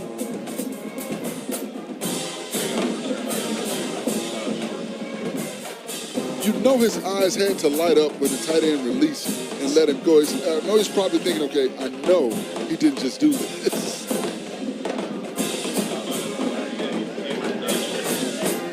He'll get a quick break to start this series. Tiger defense looks to go back to work from the 25-yard line. Nice move initially. Look at the propel and the balance, using that arm as a balance mechanism and twisting his way for good yardage goes Thomas. Algernon Thomas shows you every tangible you need to see for a running back. Balance, vision, the ability to break tackles, and then the power to run through defenders as he falls forward for positive yards. Those are the intangibles that you look for from a running back. Smaller, quicker back, yet very durable. And here he goes again onto the Benedict side of the field. Tackled ahead to the 48-yard line. Thomas played in every game this year, carried the ball at least once in every contest, and this Division II schedule is tough. Once you hit training camp in July, it's 10 consecutive weeks of play. Up-tempo for the first time. Banu back in there after the injury to Sullivan, and this pass low and dropped as he tried to hit Herndon, the tight end. And he rushed that throw, but that's because of all the consistent and constant pressure he's been under all afternoon. And that has a psychological effect on quarterbacks. When you get hit, when you see your fellow teammate that plays the same position get hit, the way that Sullivan got hit in the previous drive. He's trying to get rid of the football, but you've got to make sure you put enough air under the ball so your receiver can make a play on it.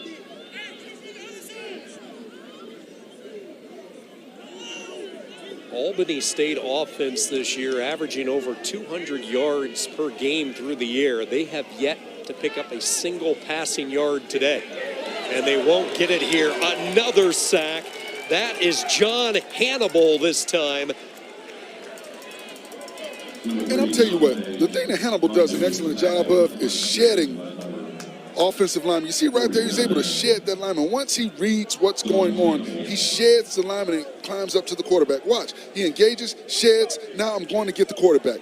That is an excellent job, and you see that on film when you watch Hannibal. Hannibal, a 2-year player. He was banged up late in the season. In fact, missed last week's game with Allen. Played for head coach Sean Gilly in the program at W.J. Keenan High School. Do you see they knew that? Part of the depth up front. Brown with the punt, bounces inside the 10. Dangerous play. We've seen these return men live dangerously today. Still on his feet. Jordan Black making his way Out to the 21-yard line. A lot of east-west movement from the punt return man. Black, Benedict in control.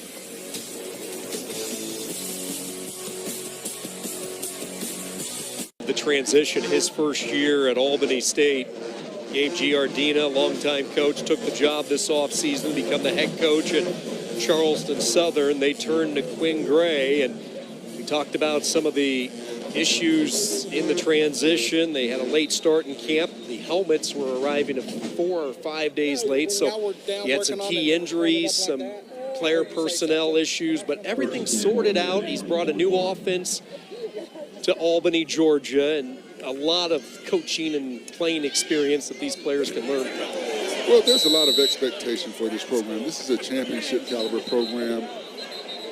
They've always done extremely well in competing and winning SIAC championships. You see that last collision, that's Amon Ross, who is down for Albany State, the transfer from Florida Atlantic. We'll be back with more from Atlanta after this.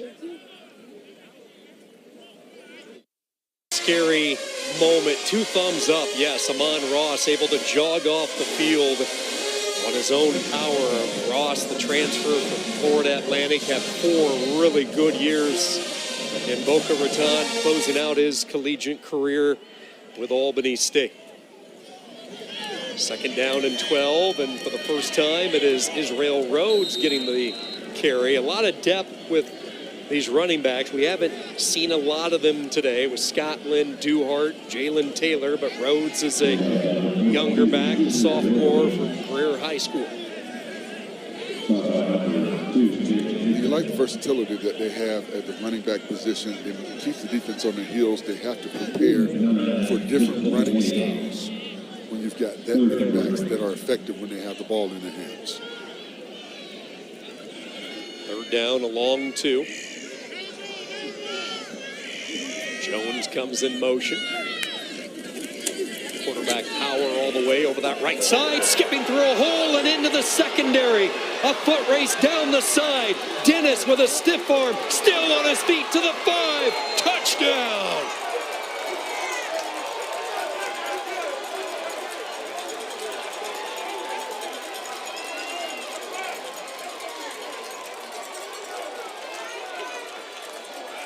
And great decision by Dennis to keep the football on that play. He saw the seam. They've been setting this play up. They've been running the ball effectively with the running backs. And you watch the defense. The defense is reacting, looking, and Dennis, he finds the seam, and when he gets to the open field, it's basically catch me if you can. He's able to fend off the defender. I thought he was going to step out of bounds, but he was able to use that stiff arm, get the defender off, and get to the end zone for the touchdown. A young man who thought his football career was over 1 year ago. After 4 years at Shorter University, he has found new life with this tough offense from Benedict. 72 yards, all Tigers. Brought to you by McDonald's, and the band's played on here in Atlanta. First up, Albany State, the Golden Rams Marching Show Band. They put on a show not to be outdone. Benedict rolled in with their performance to the delight of thousands here at Lakewood Stadium. The Benedict College Marching Tiger Band of distinction. And right now, Benedict is extremely happy. Things are going their way defensively, offensively. They've had big plays downfield, whether it be throwing the ball, running the ball. They have done everything that you could possibly do successfully in a championship football game, and we're still early in the 3rd quarter.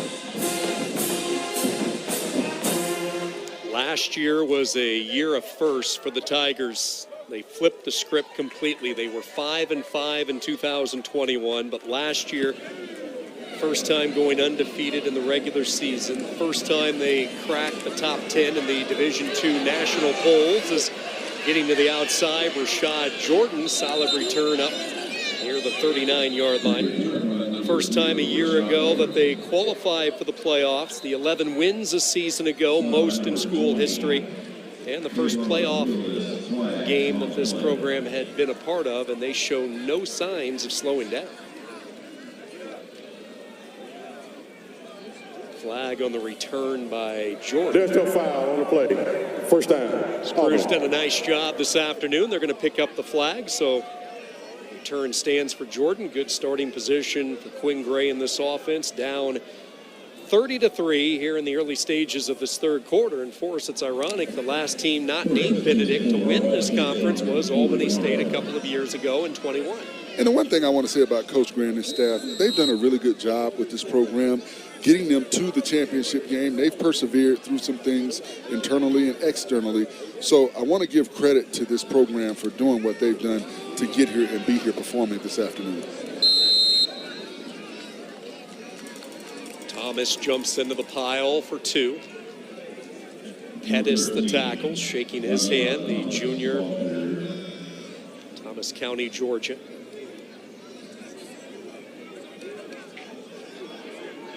We talked to Quinn Gray, the coach at Albany State this week, and I asked him, just keep in mind, last year he was an offensive analysis position with Memphis head coach Ryan Silverfield, and Coach Gray told us he learned so much from Coach Silverfield. He was only in Memphis 10 months, but how Silverfield worked with others, service to others as they hit the tight end, Herndon, and he's in the clear, and a touchdown saving tackle all the way down to the 16-yard line. Xavier Herndon. They don't look to the tight ends a lot, but a little bit of room for the big guy to work. And a good job by Banu putting just enough on the football to allow Herndon to run under it. And you see the speed when Herndon gets in the open field. There's an injured Tiger along the Benedict sideline way back near midfield. You see the tight end able to sleep down the middle of the field. Benedict had everyone up in the box. They had no safety helping. You see a cornerback had to come out of the picture to run him down because he was wide open. There was no back-end support to stop him once he got possession of the football. And one of the things I think people have to realize with Coach Gray and his staff and his team, they're not going to quit. They're going to continue to fight. And one of the things I love that he said is, we all we got and we all we need. And, you know, they play like that. And this, like I said, it's a school rich in tradition. You know, they've got players that have gone on to play in the NFL. You think Grover Stewart, Kenneth Gant, Jeff Hunter, Clarence Benford, Don Land. These are players that have played in this program and gone on to play at the next level. So they are striving to get better and be better, and you see it with this program. And like I said, I don't expect them to quit. They will continue to fight, and try and put scores on the board and play this game till the end. On the read option, you see how elusive Thomas can be. He's one of those guys that's just very tough to get a hold of. And up to number 13, Thomas.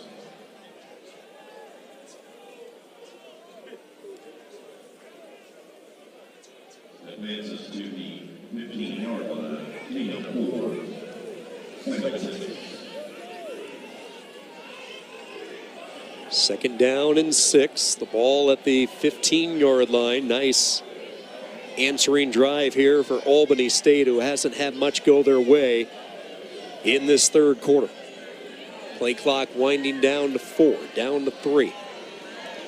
And Banu just gets the snap away, feels the heat, he's going to run.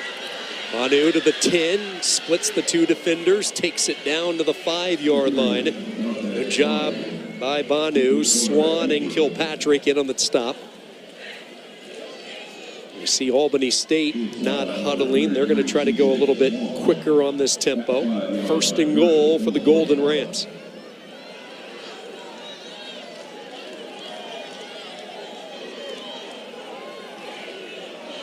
Thomas, the running back. Jordan, the slot at the bottom of the screen. They'll run the option. Banu stays on his feet. Touchdown. And Albany State, for the first time this afternoon, finds the end zone. And a great read by Banu on the outside. He made John Hannibal make a decision. And that's what you want to do when you're running that option play. You want to make the end, make a decision. You see right there, he made him make a decision. And he's able to break the tackle and get to the end zone. Good job on the outside. Breaking the tackle, knows where he wants to go, keeps possession of the football. That's another thing you have to do when you're a quarterback running the ball. inside the tackles, you have to make sure you protect that football. So I thought he did a really good job on that drive, not only with the pass, but with the decision-making, knowing when to tuck the ball and run and get positive yards. Third rushing touchdown this year for the graduate student from right here in Atlanta. Both these programs have a number of Atlanta natives on their roster. That one had to feel good for Deontay as he looks up at that scoreboard, still with some work to do, but still with plenty of football to be played.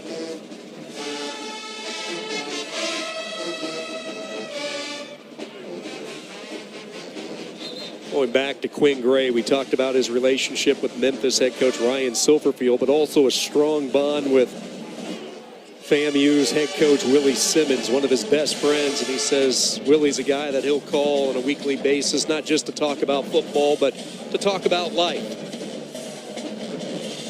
And I'm sure there are things that they can bounce off of one another, being coaches.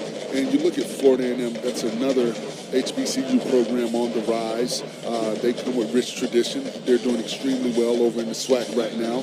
So you always want to trade, I wouldn't say war stories, but, you know, information sharing, I would call it more so than anything else, and bouncing ideas off of each other, whether it be offensively, defensively, or just philosophy-wise, being a football coach and guiding these young men.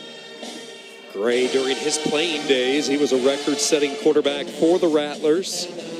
Threw for over 7,000 yards in his career, went on to have a long run in the NFL, 5 years with Jacksonville, and now year number 1. This Albany State team had to win the last few weeks, had to get a little help in week 10. A lot of people thought it might be Tuskegee, the team, but they took it on the chin, and then Fort Valley State goes down in the Fountain City Classic. Miles loses, and all of a sudden, when the dust settled, it's Albany State playing for the right to win the SIAC. And the fact that Albany State beat Fort Valley in that classic to get here makes it all that much more sweet for this ball club.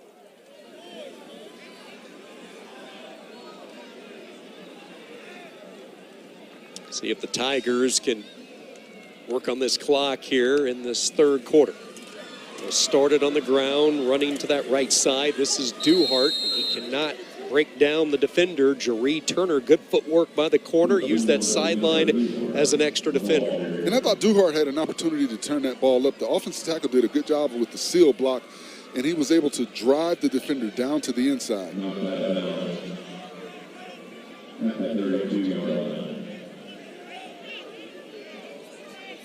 These running backs have had a pretty quiet day. If you're Benedict, good job by Dennis to avoid the pressure, and then a nifty move by the tight end, twisting his way to first down yardage up to the 42-yard line. That is Rashad McCain. Excellent balance on that play by McCain. He's able to twist on his tiptoes and get the first down. I love that from the tight end. Dennis numbers today. He's now over 200 yards, closing in on 100 yards on the ground as well. And Joseph Johnson, number 78, has done a good job of filling in for Rakevius Barnes at that right tackle position.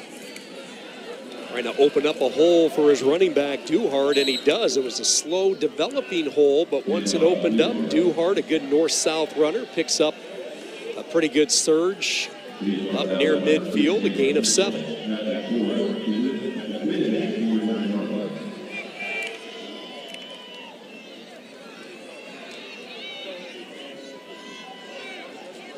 Johnson is a tall one, isn't he, out there at right tackle, 6'9". But he does an excellent job with his footwork. I've been watching him since he's been in the ball game. Great job there by Fillingham as he filled the hole, and a tackle for loss, tripping up Duhart back at the 45.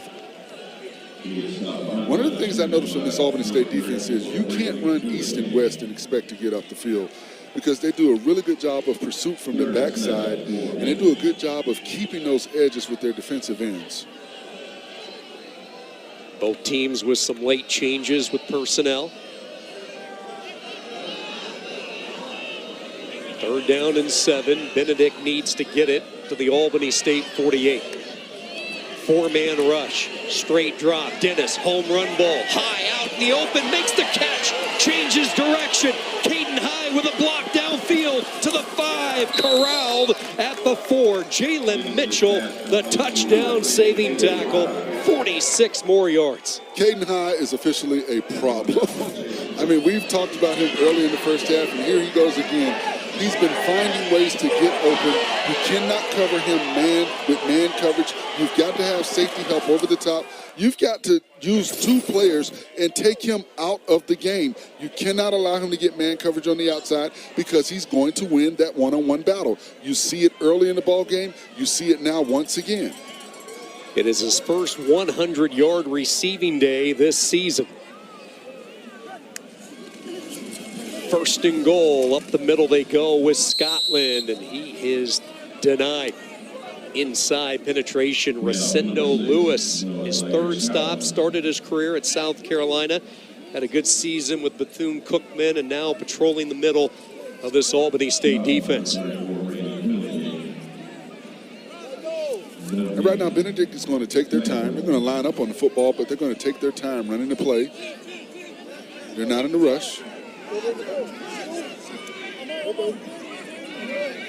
They back off McCain from the line of scrimmage, the H-back right. Scotland still the running back. They're going to run right. Scotland looking to get to the corner, and he is hit hard. Toughness from Albany State. And watch the defense from Albany State attack up the field. That is why I don't think it's good to run east and west against this defense.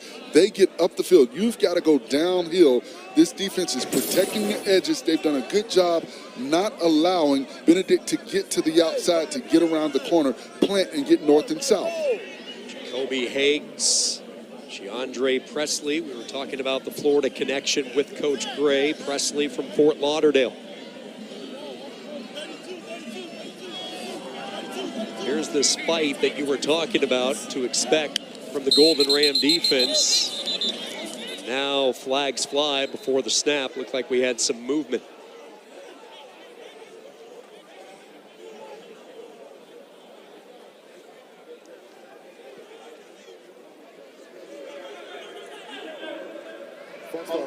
Offense, number 85, 5-yard penalty, 3rd down. It's the receiver, Harden, who has a touchdown pass today.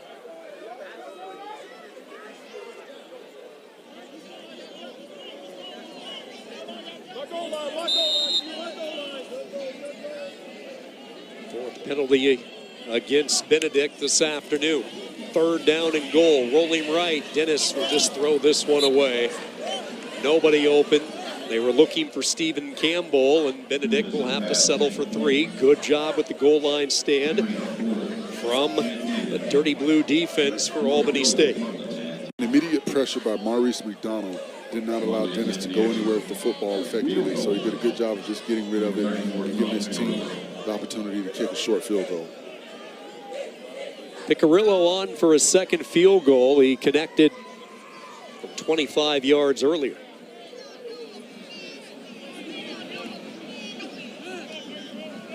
This one officially from 27 yards and another flag.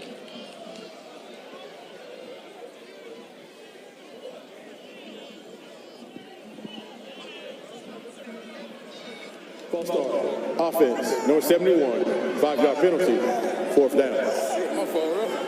Uncharacteristic mistakes inside the red zone has Chinnisberry displeased.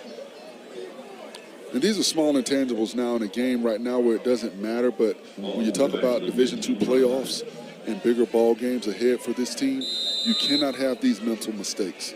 They can be the difference between winning and losing a football game.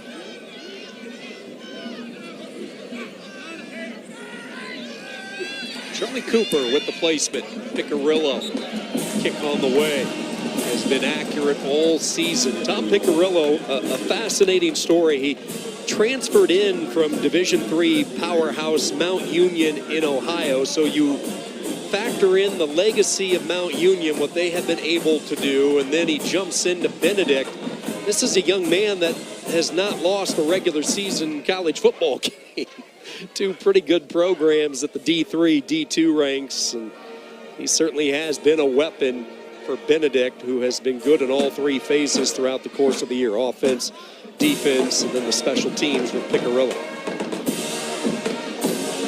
I would say right now he's the team's good luck charm. I'd say to agree with you. His kickers love to get some love.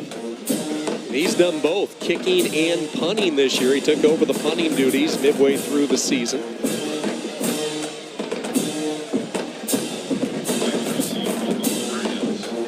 Tigers feeling pretty good here in Atlanta, leading by 23 late in this third quarter.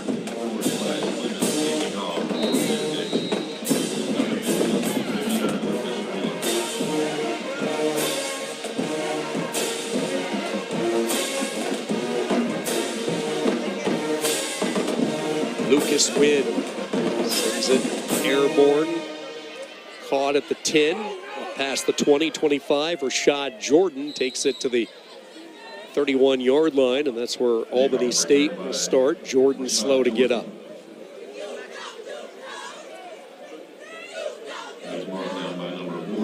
You go back through the season for the Golden Rams. They started 0-2, lost at Wingate 30-7. Then they battled Valdosta State down to the wire, 21-16. But here's Quentin Gray looking at an 0-2 start, but then they rattled off 4 consecutive victories. Beat Morehouse, Savannah State, won on the road at Kentucky State, shut out Central State. Back-to-back losses with Allen and Edward Waters put them in a must-win over the final 2 weeks against Miles and Fort Valley State, and they were able to do it. Nowhere for Banu, and that's an easy sack for Mr. Miller, Aaron Miller. Coach Quinn talked about that loss to Edward Waters, and that was when the team recommitted itself to, accepting the challenge and winning their final 2 ball games to get to this championship game. And he talked about some of the mental mistakes that they made, some of the lack of behavior control during that game on the sideline, some things that he did not like and he saw his team do. But they were able to recommit themselves, and you see the effect of this team working together on a common goal to get here to this championship football game. Second time John Hannibal has been able to get to Banu. Back-to-back sacks for the Tiger D. And once again, watch number 49. Watch how he disengages. He watches, then he disengages and finds the ball carrier. He does that often. And the offensive lineman has to do a good job of maintaining contact. Roll your hips up to the defender. Stay connected to those defenders. Don't allow them to disengage. 5 more sacks today for Benedict. John Hannibal with 2 of them. Missed last week. And junior from Columbia, South Carolina, Keenan High School, part of that rotating depth that they have up front. Hannibal and Broughton. We haven't really talked about the true freshman Joshua Barker today. Charlie Moorhead, Danellis, Defensive Player of the Year in this conference.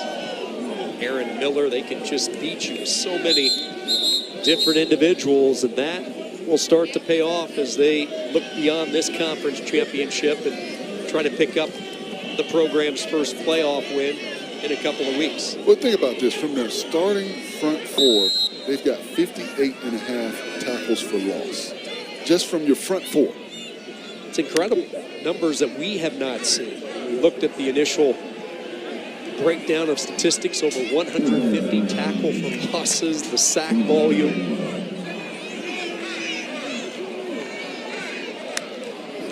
Third down, the mile. New quarterback in there, same result. Lost the ball, landed right back in his arms, and then he's buried back inside the 10.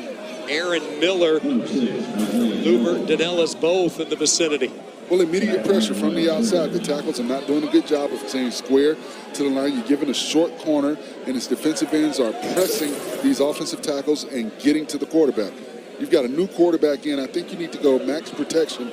Give him the time that he needs to try and find someone down the field. But what you've got one-on-one on the outside, and Benedict's going to win that battle every time. 3 consecutive sacks, a couple of hand-touch sacks from Miller. Oh, a wobbly punt picked up, all sorts of room up the middle for Caden High, who stays on his feet. bounces to the outside, and he is cut down by Fillingham. Caden High takes it to the 24, and Benedict, if they haven't already done so, trying to throw the knockout punch. And if you're a Tiger, you don't want to see this. High, who has been one of their stars, getting helped off the field.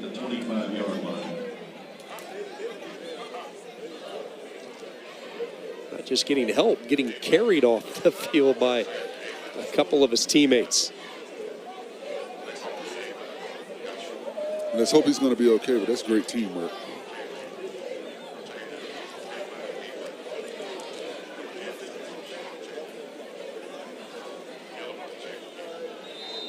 So as the medical staff attends to High, Aeneas Dennis gets ready to go back to work. Best starting position on the day at the Albany State 25. Receiver in motion. They're going to hand the ball off to Scotland, and he loses 2. Knifing his way through was Ronald Robinson on what should be the final play of this third quarter. And I'm watching High on the sideline. It looks like they're stretching out his calf, like he may have a cramp, maybe cramping a little bit. And that's probably because of all the big plays that he's made this afternoon in this championship ball game. Going over 100 yards receiving for the first time, and all of the other special things that he's done when he's had the ball in his hands. Benedict marching 1 quarter closer to a successful defense of the SIAC championship. This defense, the Purple Swarm, wreaking havoc like they have all year. All Tigers after 3 from Atlanta. All about playing for the hardware and the championship trophy of the SIAC. That's what's up for grabs as we welcome you back to Atlanta. Quarter number 4. Benedict College looking to defend their title from a year ago, in control, up 33-10 as we start this fourth quarter. Sean Kinney alongside Forrest Conley. Great to have you with us. Defense that came in when looking at the purple for the Tigers, ranked number 1, not just in the SIAC, but all of Division II, and they have been the disruptive force this afternoon. So has Caden High.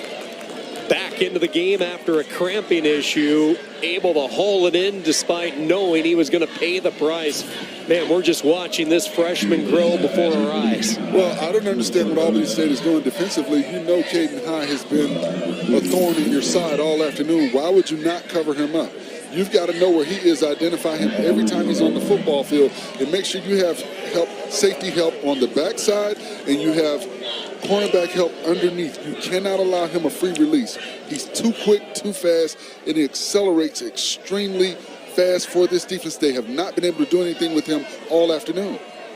10 catches today for High. First and goal. This is Scotland bouncing it wide. Touchdown. Zaire Scotland. Zaire Scotland for the touchdown.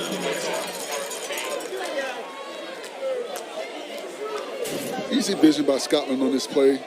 On the outside, he had nowhere to cut it up. He was able to bounce it to the outside. And he does a good job of getting to the sticks and getting to the end zone.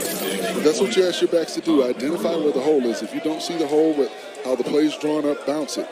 He's able to do a good job keeping his head up and bouncing that to the outside as opposed to just putting his head down and running into the back of his offensive lineman. Transfer portal certainly suited Scotland well. He began his career at the FCS level with Kennesaw State. Wasn't getting the carries he wanted, so he decided to make a move, and he is part of this two-headed backfield when you look at Scotland and Duhart. Benedict pouring it on here in the fourth.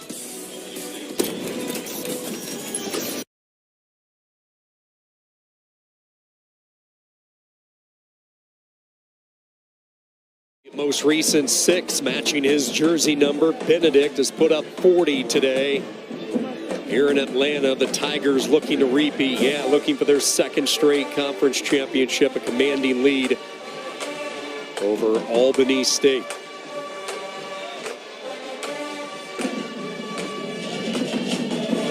See some stocking caps on, some heavy jackets. It's not your typical day here in Atlanta. Forrest, my Iowa spotter and statistician, they're in shorts. You're all bundled up like this is a cold winter day. What's going on? It is a chilly day in the South.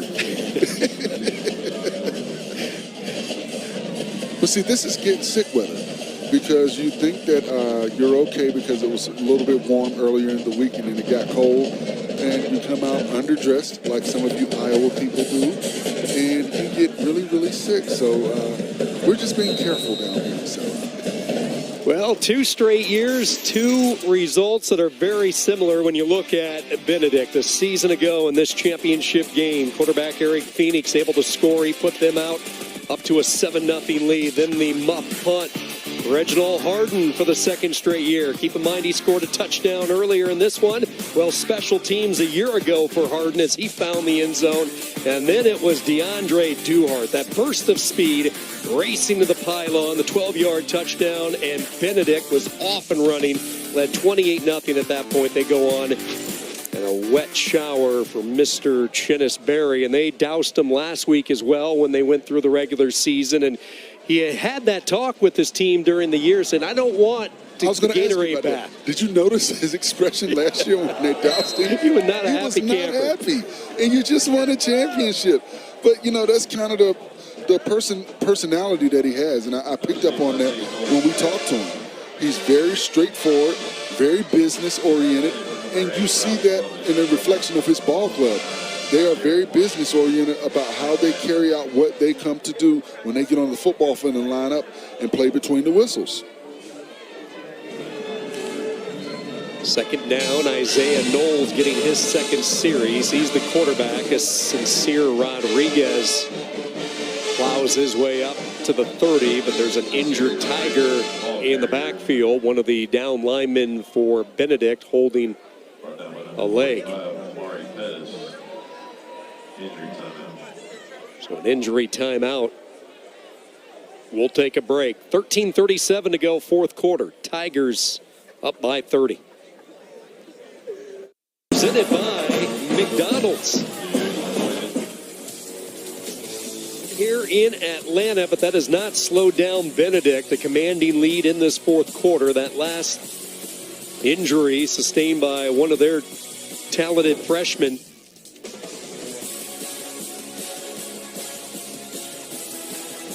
Joshua Barker, just a monster up front. Such a tremendous talent, the Big Bear as they call him, so hopefully he'll be okay. Trying to set up this screen, and it goes nowhere.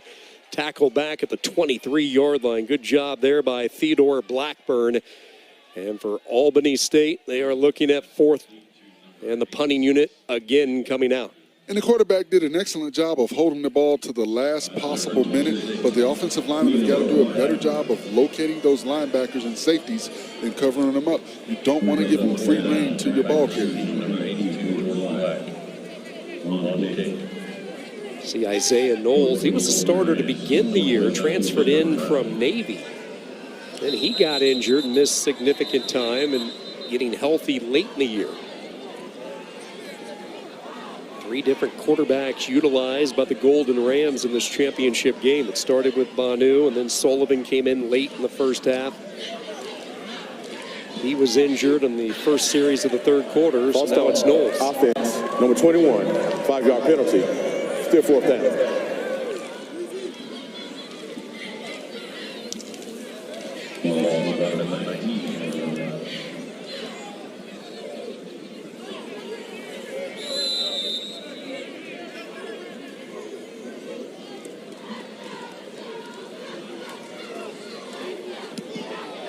Gilbert Brown trying to angle the kick along the near side. Jordan Black will let this one roll, and a good job by Brown on the punt.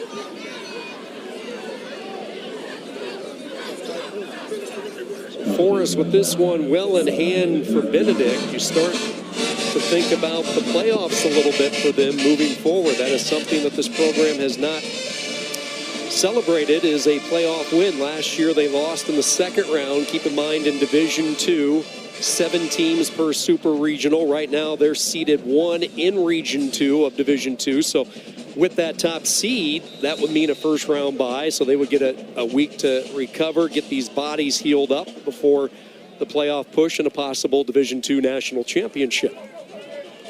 And they will be a problem in the playoffs because of their ability to bring pressure defensively. And I think, once again, and we've talked about it throughout this broadcast, is Their ability to get pressure with 4 and drop 7 in the coverage, to me, makes this defense very difficult to play against because they keep everything in front of them. They get to the quarterback. They play behind the offensive line of scrimmage. And offensively, they've got a star in Caden High. I mean, and they run the ball very effectively. So when you can run the ball effectively, but then you've got a guy that can stretch the field like he can, whether it be running the jet sweep, whether it be running, vertical routes, or just quick routes, quick pass game. They have a lot of talent on both sides of the football, and I think they're going to play a big factor in the Division II playoffs this season. Over 100 yards receiving for Caden High today, a touchdown catch. And what a homecoming for Caden High. Yeah, certainly so. 3 straight carries for Jalen Taylor, the sophomore. Carver Ranches, Florida, MacArthur High School. He's been on a roll, really started to peak late in the year. Coming into this championship Saturday, he scored a touchdown in 3 straight games, and we're going to see a steady dose of number 28 over the final 11 minutes in this one. And this is a good opportunity to get some of your young players playing time in a meaningful game. You know, these guys can leave this game, and their parents that are here to support them can say that I watched my kid play and win a championship. Xavier Foster, the new quarterback. Foster, the junior, 5'11" 170-pound softball with a soft touch. He throws a strike downfield, caught at the 20, and corralled right there. Beautiful throw by Foster. And once again, you see him, he has time. He sets his feet. He throws a strike down the field. The receivers are doing a good job of finding holes in the zone and giving the quarterbacks targets to throw to.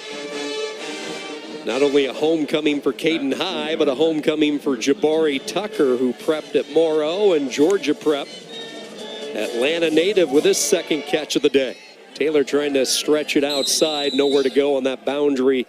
Jaree Turner, the redshirt junior cornerback, the all SIAC performer 2 straight years, escorting him out.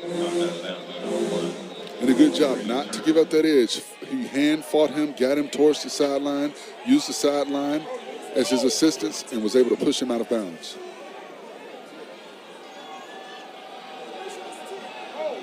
Good look at Foster, who entering this year, entering the summer camp, he was the only Benedict quarterback with Tiger game experience prior to this season. He's always battled injuries throughout the first couple of years on campus, but he was fully healthy for the training camp and really played well. Coach Berry singled him out, and now a drop and an interception.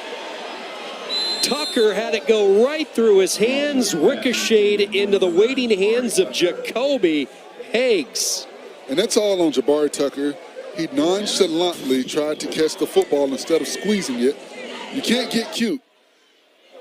You can't nonchalant. You've got to squeeze that football, and you see what happens when you think you've got something easy and you don't. You've got to squeeze that football. And I would hate to be him coming to the sideline to talk to the coaching staff and Coach Berry about that. Second takeaway by the Golden Ram defense. 40-10 lead over Albany State, 9:19 to go. Here in this fourth quarter, the marching Rams, despite the rain, playing on to the bitter end here as Albany State able to get a takeaway. The interception by Higgs, and it's Golden Ram offense to work. Isaiah Knowles looking for the home run ball. He's going to take a shot, and he underthrew Jordan. Pretty good coverage, though, by the back end.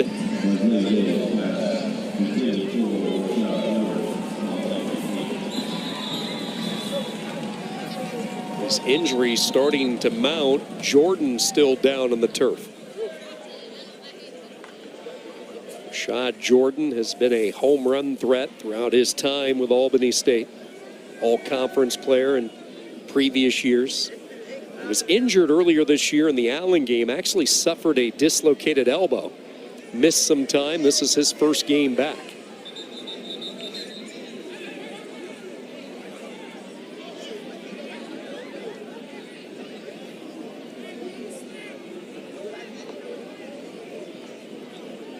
Isaiah Knowles, the 175-pound redshirt sophomore, first year here, transferred in from Navy. Had a good game against Morehouse this season, throwing for 245 yards. He's a dual-threat quarterback. He can run with the football. 2020 grad of Seffner Christian Academy in Florida. He went to Naval Prep Academy the 2020-2021 year before settling in Albany, Georgia. Hands the ball off to Malik Pierce. Pierce fighting 2, 3, 4 hard yards. Dedrick Starks, another tackle.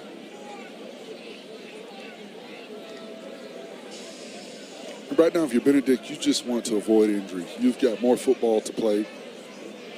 You're going to win this football game. You want to get some of your backups some meaningful time in a meaningful football game, but you want to do your best to avoid injury.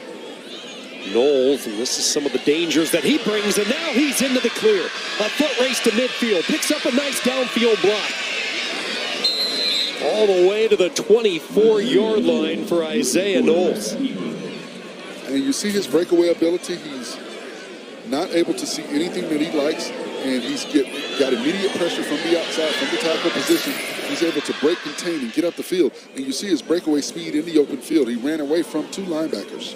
51 yards on the throw, and now the soft touch. Lobs it to Kieran Jackson, a true freshman. Jackson with his first catch.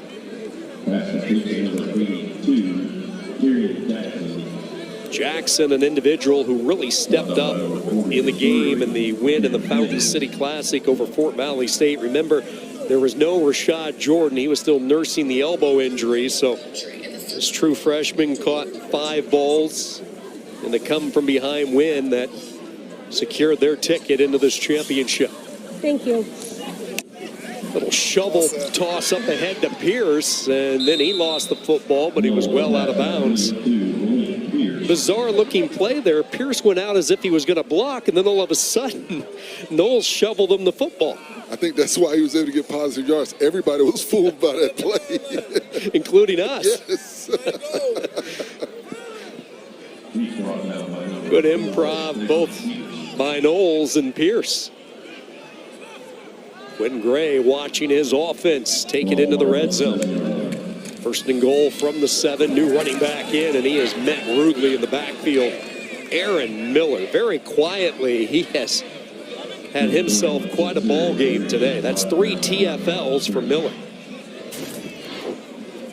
And watch how he deciphers the blocking. And they have to do a better job of covering up these guys. They're right on the line of scrimmage. It's one thing if he's coming from the second level, but he's right there on the line of scrimmage, so the offensive linemen have to do a better job of identifying their blocking assignments. You cannot allow people like Aaron Miller to have free reign to your running back. Ball back outside the 10. They'll pitch it outside, and another hit. Boy, they bring it. That was Diego Addison, and Albany State moving the wrong way. Textbook tackle on Algernon Thomas on that play. And once again, you've got to identify what the defense is showing you. And, I think when you look at this play, Knowles should have identified that linebacker had a free downhill lane to get on top of Algernon Thomas. Fake that. Then let Thomas go out into a route. But you've got to recognize that. Addison is a local product. In fact, when you talk to Coach Barry, he believes in the gas tank mythology. That means recruiting with gas tank distance from Columbia. And there's a ton of talent in Columbia, South Carolina. Addison was one of them from AC Florida. Timeout in the action. 5:35 to go. Fourth quarter. Benedict celebrating. 40-10 over Albany State. The Golden Rams had a first and goal a few moments ago, but back-to-back TFLs by this Tiger defense.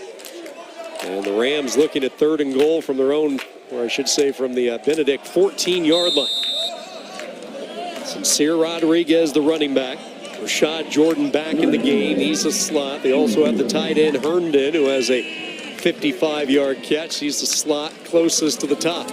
Knowles looked that way initially, hit as he throws, and it is intercepted, picked off. No, they're going to say it's short-hopped Addison, incomplete. And once again, Luca Danellis is right there in his face. He's been pressuring the quarterback and making big plays all season and all afternoon, and he flashes again. Watch number 13 right there. Get a hit on the quarterback as he releases the football, not allowing him to get enough on it. And I think if he doesn't hit him and the quarterback's able to put more on that, it may have been intercepted. So he may have helped the quarterback by getting pressure on him. This is a defense that has already scored a touchdown today, and it was Danellis who recovered the fumble on the sack and the hit put by Broughton. 4th down and goal, dodging bullets, spinning, backpedaling, still eyes downfield. Knowles, as a flag flies, Knowles kind of let up before he was out of bounds as he got jarred from the backside. Not sure what he was thinking there as he just put on the brakes before he was anywhere close to stepping out of bounds. Maybe he saw that flag fly, but, yeah, but you still it's a dangerous way to live. The whistle hadn't blown. He was doing the greatest Fran Tarkenton impression he could, but you got to keep running. You can't just stop in the middle of the play. Gotta believe this is going to be a hold. Give Knowles credit. He tried to buy his receivers as much time as possible. Holding offense, number 50, 10-yard penalty is declined. You're not make the line of the game. First down, Benedict. You know, one thing about that, when you're playing with the scrambling quarterback, I played with Charlie Ward, and it's very difficult when you've got a quarterback that is able to dance around and, you know, avoid being sacked or avoid being tackled for a loss. So you, as an offensive lineman, you've got to continue to roll your hips. You've got to continue to hand fight, but you've got to be wary of that ball still being in the quarterback's hands and defenders reacting to where the quarterback is going as opposed to where he is and where you're used to blocking and protecting for him. Yeah, that can be a challenge when you have an elusive quarterback. It all becomes a timing mechanism and really knowing those situations and really having a feel when your quarterback's going to take off. Absolutely. Benedict with the stand, so they will go to work with this ground game, and this is Rhodes, nothing right, so he says, I'll go left, and produces good yardage out past the 20 to the 22.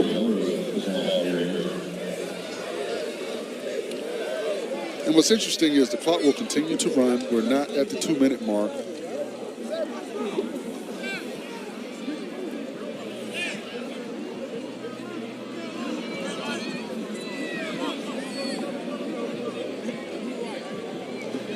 Approaching 4.5 minutes in this 4th quarter. Keeping it, Foster on a roll right. Nice seal block on the edge, and look at Xavier Foster go, and he is going to take it to the house. Foster to the 5, touchdown, and an exclamation point on what will be another perfect season for the Tigers.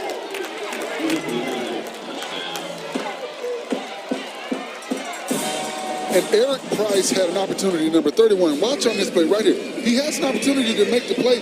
You've got to contain the quarterback. You cannot get caught up going down, and that's what the quarterback's read. He's reading the defensive end. When he saw number 31 go downhill, Eric Price, to try and make the tackle on the back, he kept the football, and as opposed to running out of bounds or sliding, he cut back across the field and just outran all of the defenders to get the touchdown. That has to feel good for Xavier Foster. 3rd year with this program, has battled through some injuries. Played 7 games in the previous 2 years, 21 and 22. And now, for the first time this season, finding the end zone. And he takes it 70-plus yards, retelling his story to all his buddies on that Benedict sideline.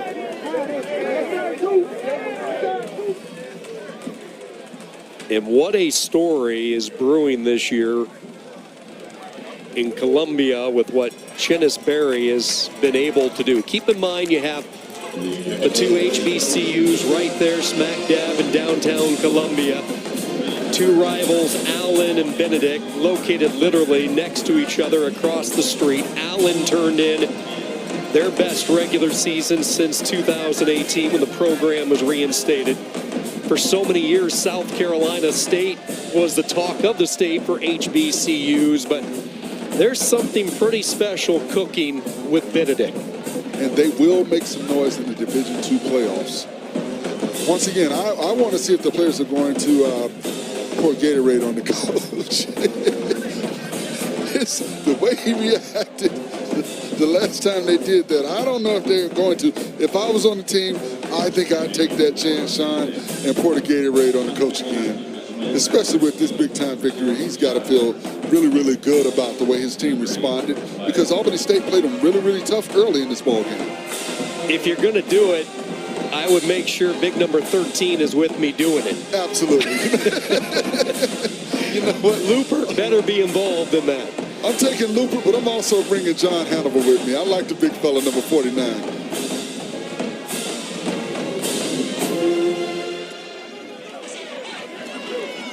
Jordan from the 5. Shot Jordan takes it out to the 29-yard line. And once again, I know we're talking a lot about Benedict, but I want to also tip my hat to this Albany State program, because they've persevered. They've gone through a lot of things that the public didn't know about, that the coaching staff talked to us about, and they've been able to, persevere through that, come out and win big games to put themselves in a position to play for a conference championship. So I don't want to lose that, and with all wonderful things and positive things that we've seen from this Benedict Ball Club this afternoon. Proud program when you look at the Golden Rams. 15 conference titles. These two teams meeting for the 21st time, and it's really been one-sided. Albany State entering today 17-3 all-time against the Tigers. Last year, the two teams part of the Eastern Division of the SIAC. They met with Benedict winning 24-20, but you push the fast-forward button ahead 13 months, and a completely different story today. Rodriguez gets 3 on first down, 2nd and 7, 3.5 to go here in the fourth quarter. Back to Rodriguez. This guy is a load. He is a big back, has a low center of gravity, and the future is bright for this true freshman, and the future bright for Albany State. And what coaches are looking at now, the game is, they're not going to win the game, but they're watching players. They want to see who's going to continue to give effort, who's going to continue to play hard. And that will be the foundation of this team next season. Throwing the ball, whipping it out far side. Knowles able to throw a strike. It's Devon Dorsey, the transfer from Miami, Ohio, was part of Chuck Martin's squad for several years. Young man that Coach Quinn Gray has known since he was a baby, he was telling us. Back to the Florida A&M days as a Rattler. Devon's mother and Quinn Gray friends, and young man they tried to get for several years and finally able to pull him from Oxford. First down and 10, deep ball out there, love it, juggling, but he can't reel it in. On his fingertips, but could not control it. A good play by the defender to get his hand up and possibly block Lovett's view. I like the defensive player, number 39, getting his hand up in the air, Jeremiah Jennings, and maybe blocking just enough of Lovett's view where he couldn't find the football until it got to him.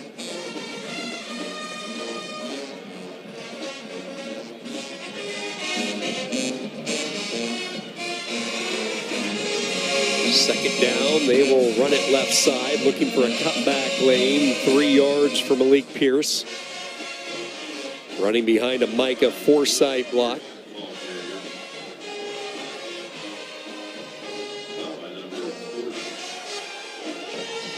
Albany State will close out this season a record of 6-5. Benedict now 11-0. They'll wait for the official unveiling of the Division II playoff brackets, and they will find out where they will go and who they will play as they look to make a push toward a possible national championship. In trouble, sack back at the 37. Nowhere for Knowles to go. And it just seems like whoever they bring in, they do the same thing. They get the same pressure. They're able to squeeze these tackles down, put so much pressure on them, and push them up the field and squeeze the pocket around the quarterback. Dravian Blake with that sack.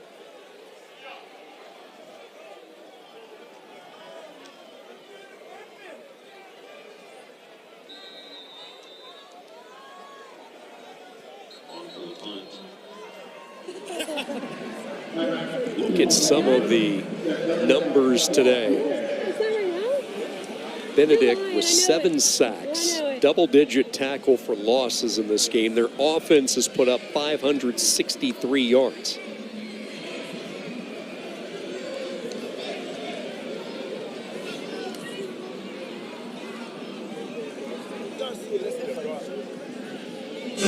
Quinn Gray taking that last time out, trying to get some more bodies out on the field, a chance to get on to the championship field.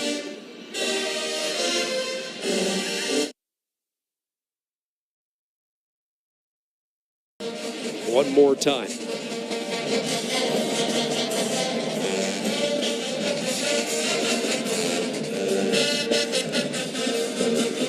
Yes, punt of the day. Holy smokes, terrific punt here by Brown as he uncorks it over the head of Black and through the end zone for the touchback. Well, sad news last month.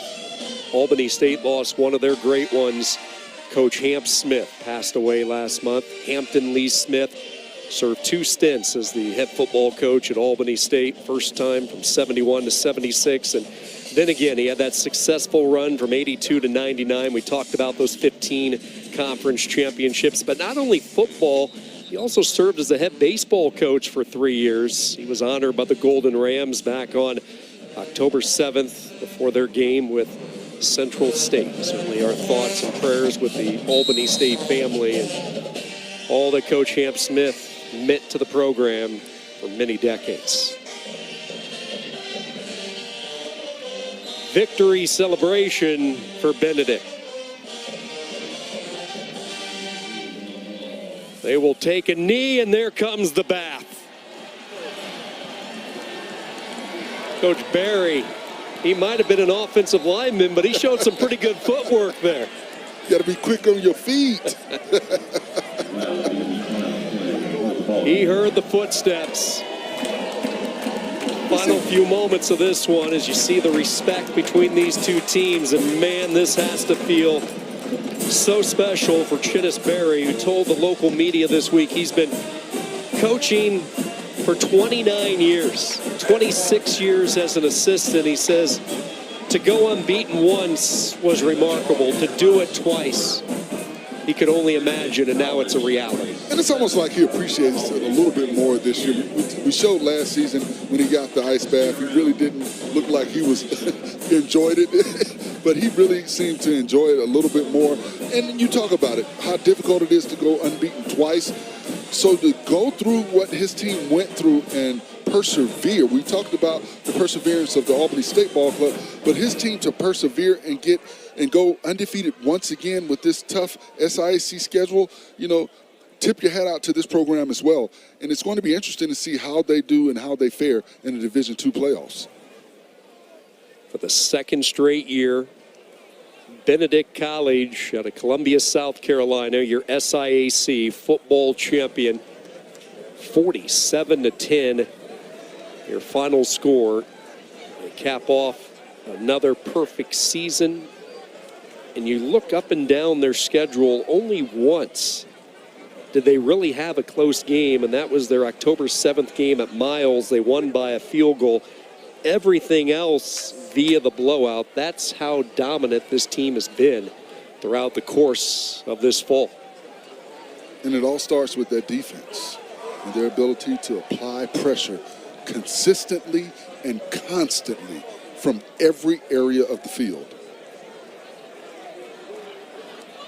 The defense doing their thing today with the sacks, the TFLs, just pushing the opponent in negative plays, getting them behind schedule. That's been the familiar recipe of success for the Purple Swarm. But when you factor in what their offense was able to do, in particular the big play offense, they roll up over 560 yards of offense today, and a good chunk of those coming on 5 or 6 big plays. So they have the capability to beat you in a number of different ways. Coach Barry joining us now. Coach, Gatorade bath number 2, and you looked a little quicker this year. You heard those footsteps coming. Oh, yeah, I knew they were coming, so I didn't have my eyes on them. So, but to God be the glory, man. We found a way to win a football game and win another championship, man. I'm so proud of the young men and the coaches for the hard work that they put in. And we found a way to go 1-0 today. So, I'm happy with our guys and happy with our whole entire college, whole entire alumni base and everybody. We found a way to win another SIAC championship. Coach Caden High, I mean, he was just all over the field, offensive genius for you this afternoon. Talk about his play and, moving forward, what you expect to see from this young man. Caden High is special, man. He's a special young man right here from the metropolitan Atlanta area, from Grayson High School, powerhouse program. He just has a gift. He really loves the game of football. I love the way he comes to work every day, and he finds a way to get better, but he plays with passion because he loves the game of football.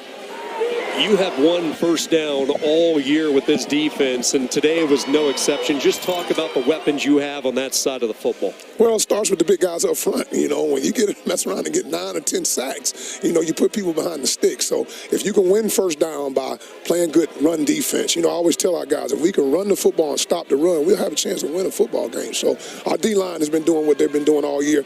Not only our D-line, our linebackers do it. They put it all together. In our secondary, they make the pieces of the puzzle all come together. So I think we got a really, really good defense. Coach, before we let you go and celebrate with your team, take us through the next week as you move on now to the Division II playoffs. What's in store for the Tigers? Well, we'll find out exactly where we are in terms of the rankings and where we will be. But, we need some time. We played 11 straight weeks. We got a banged-up football team.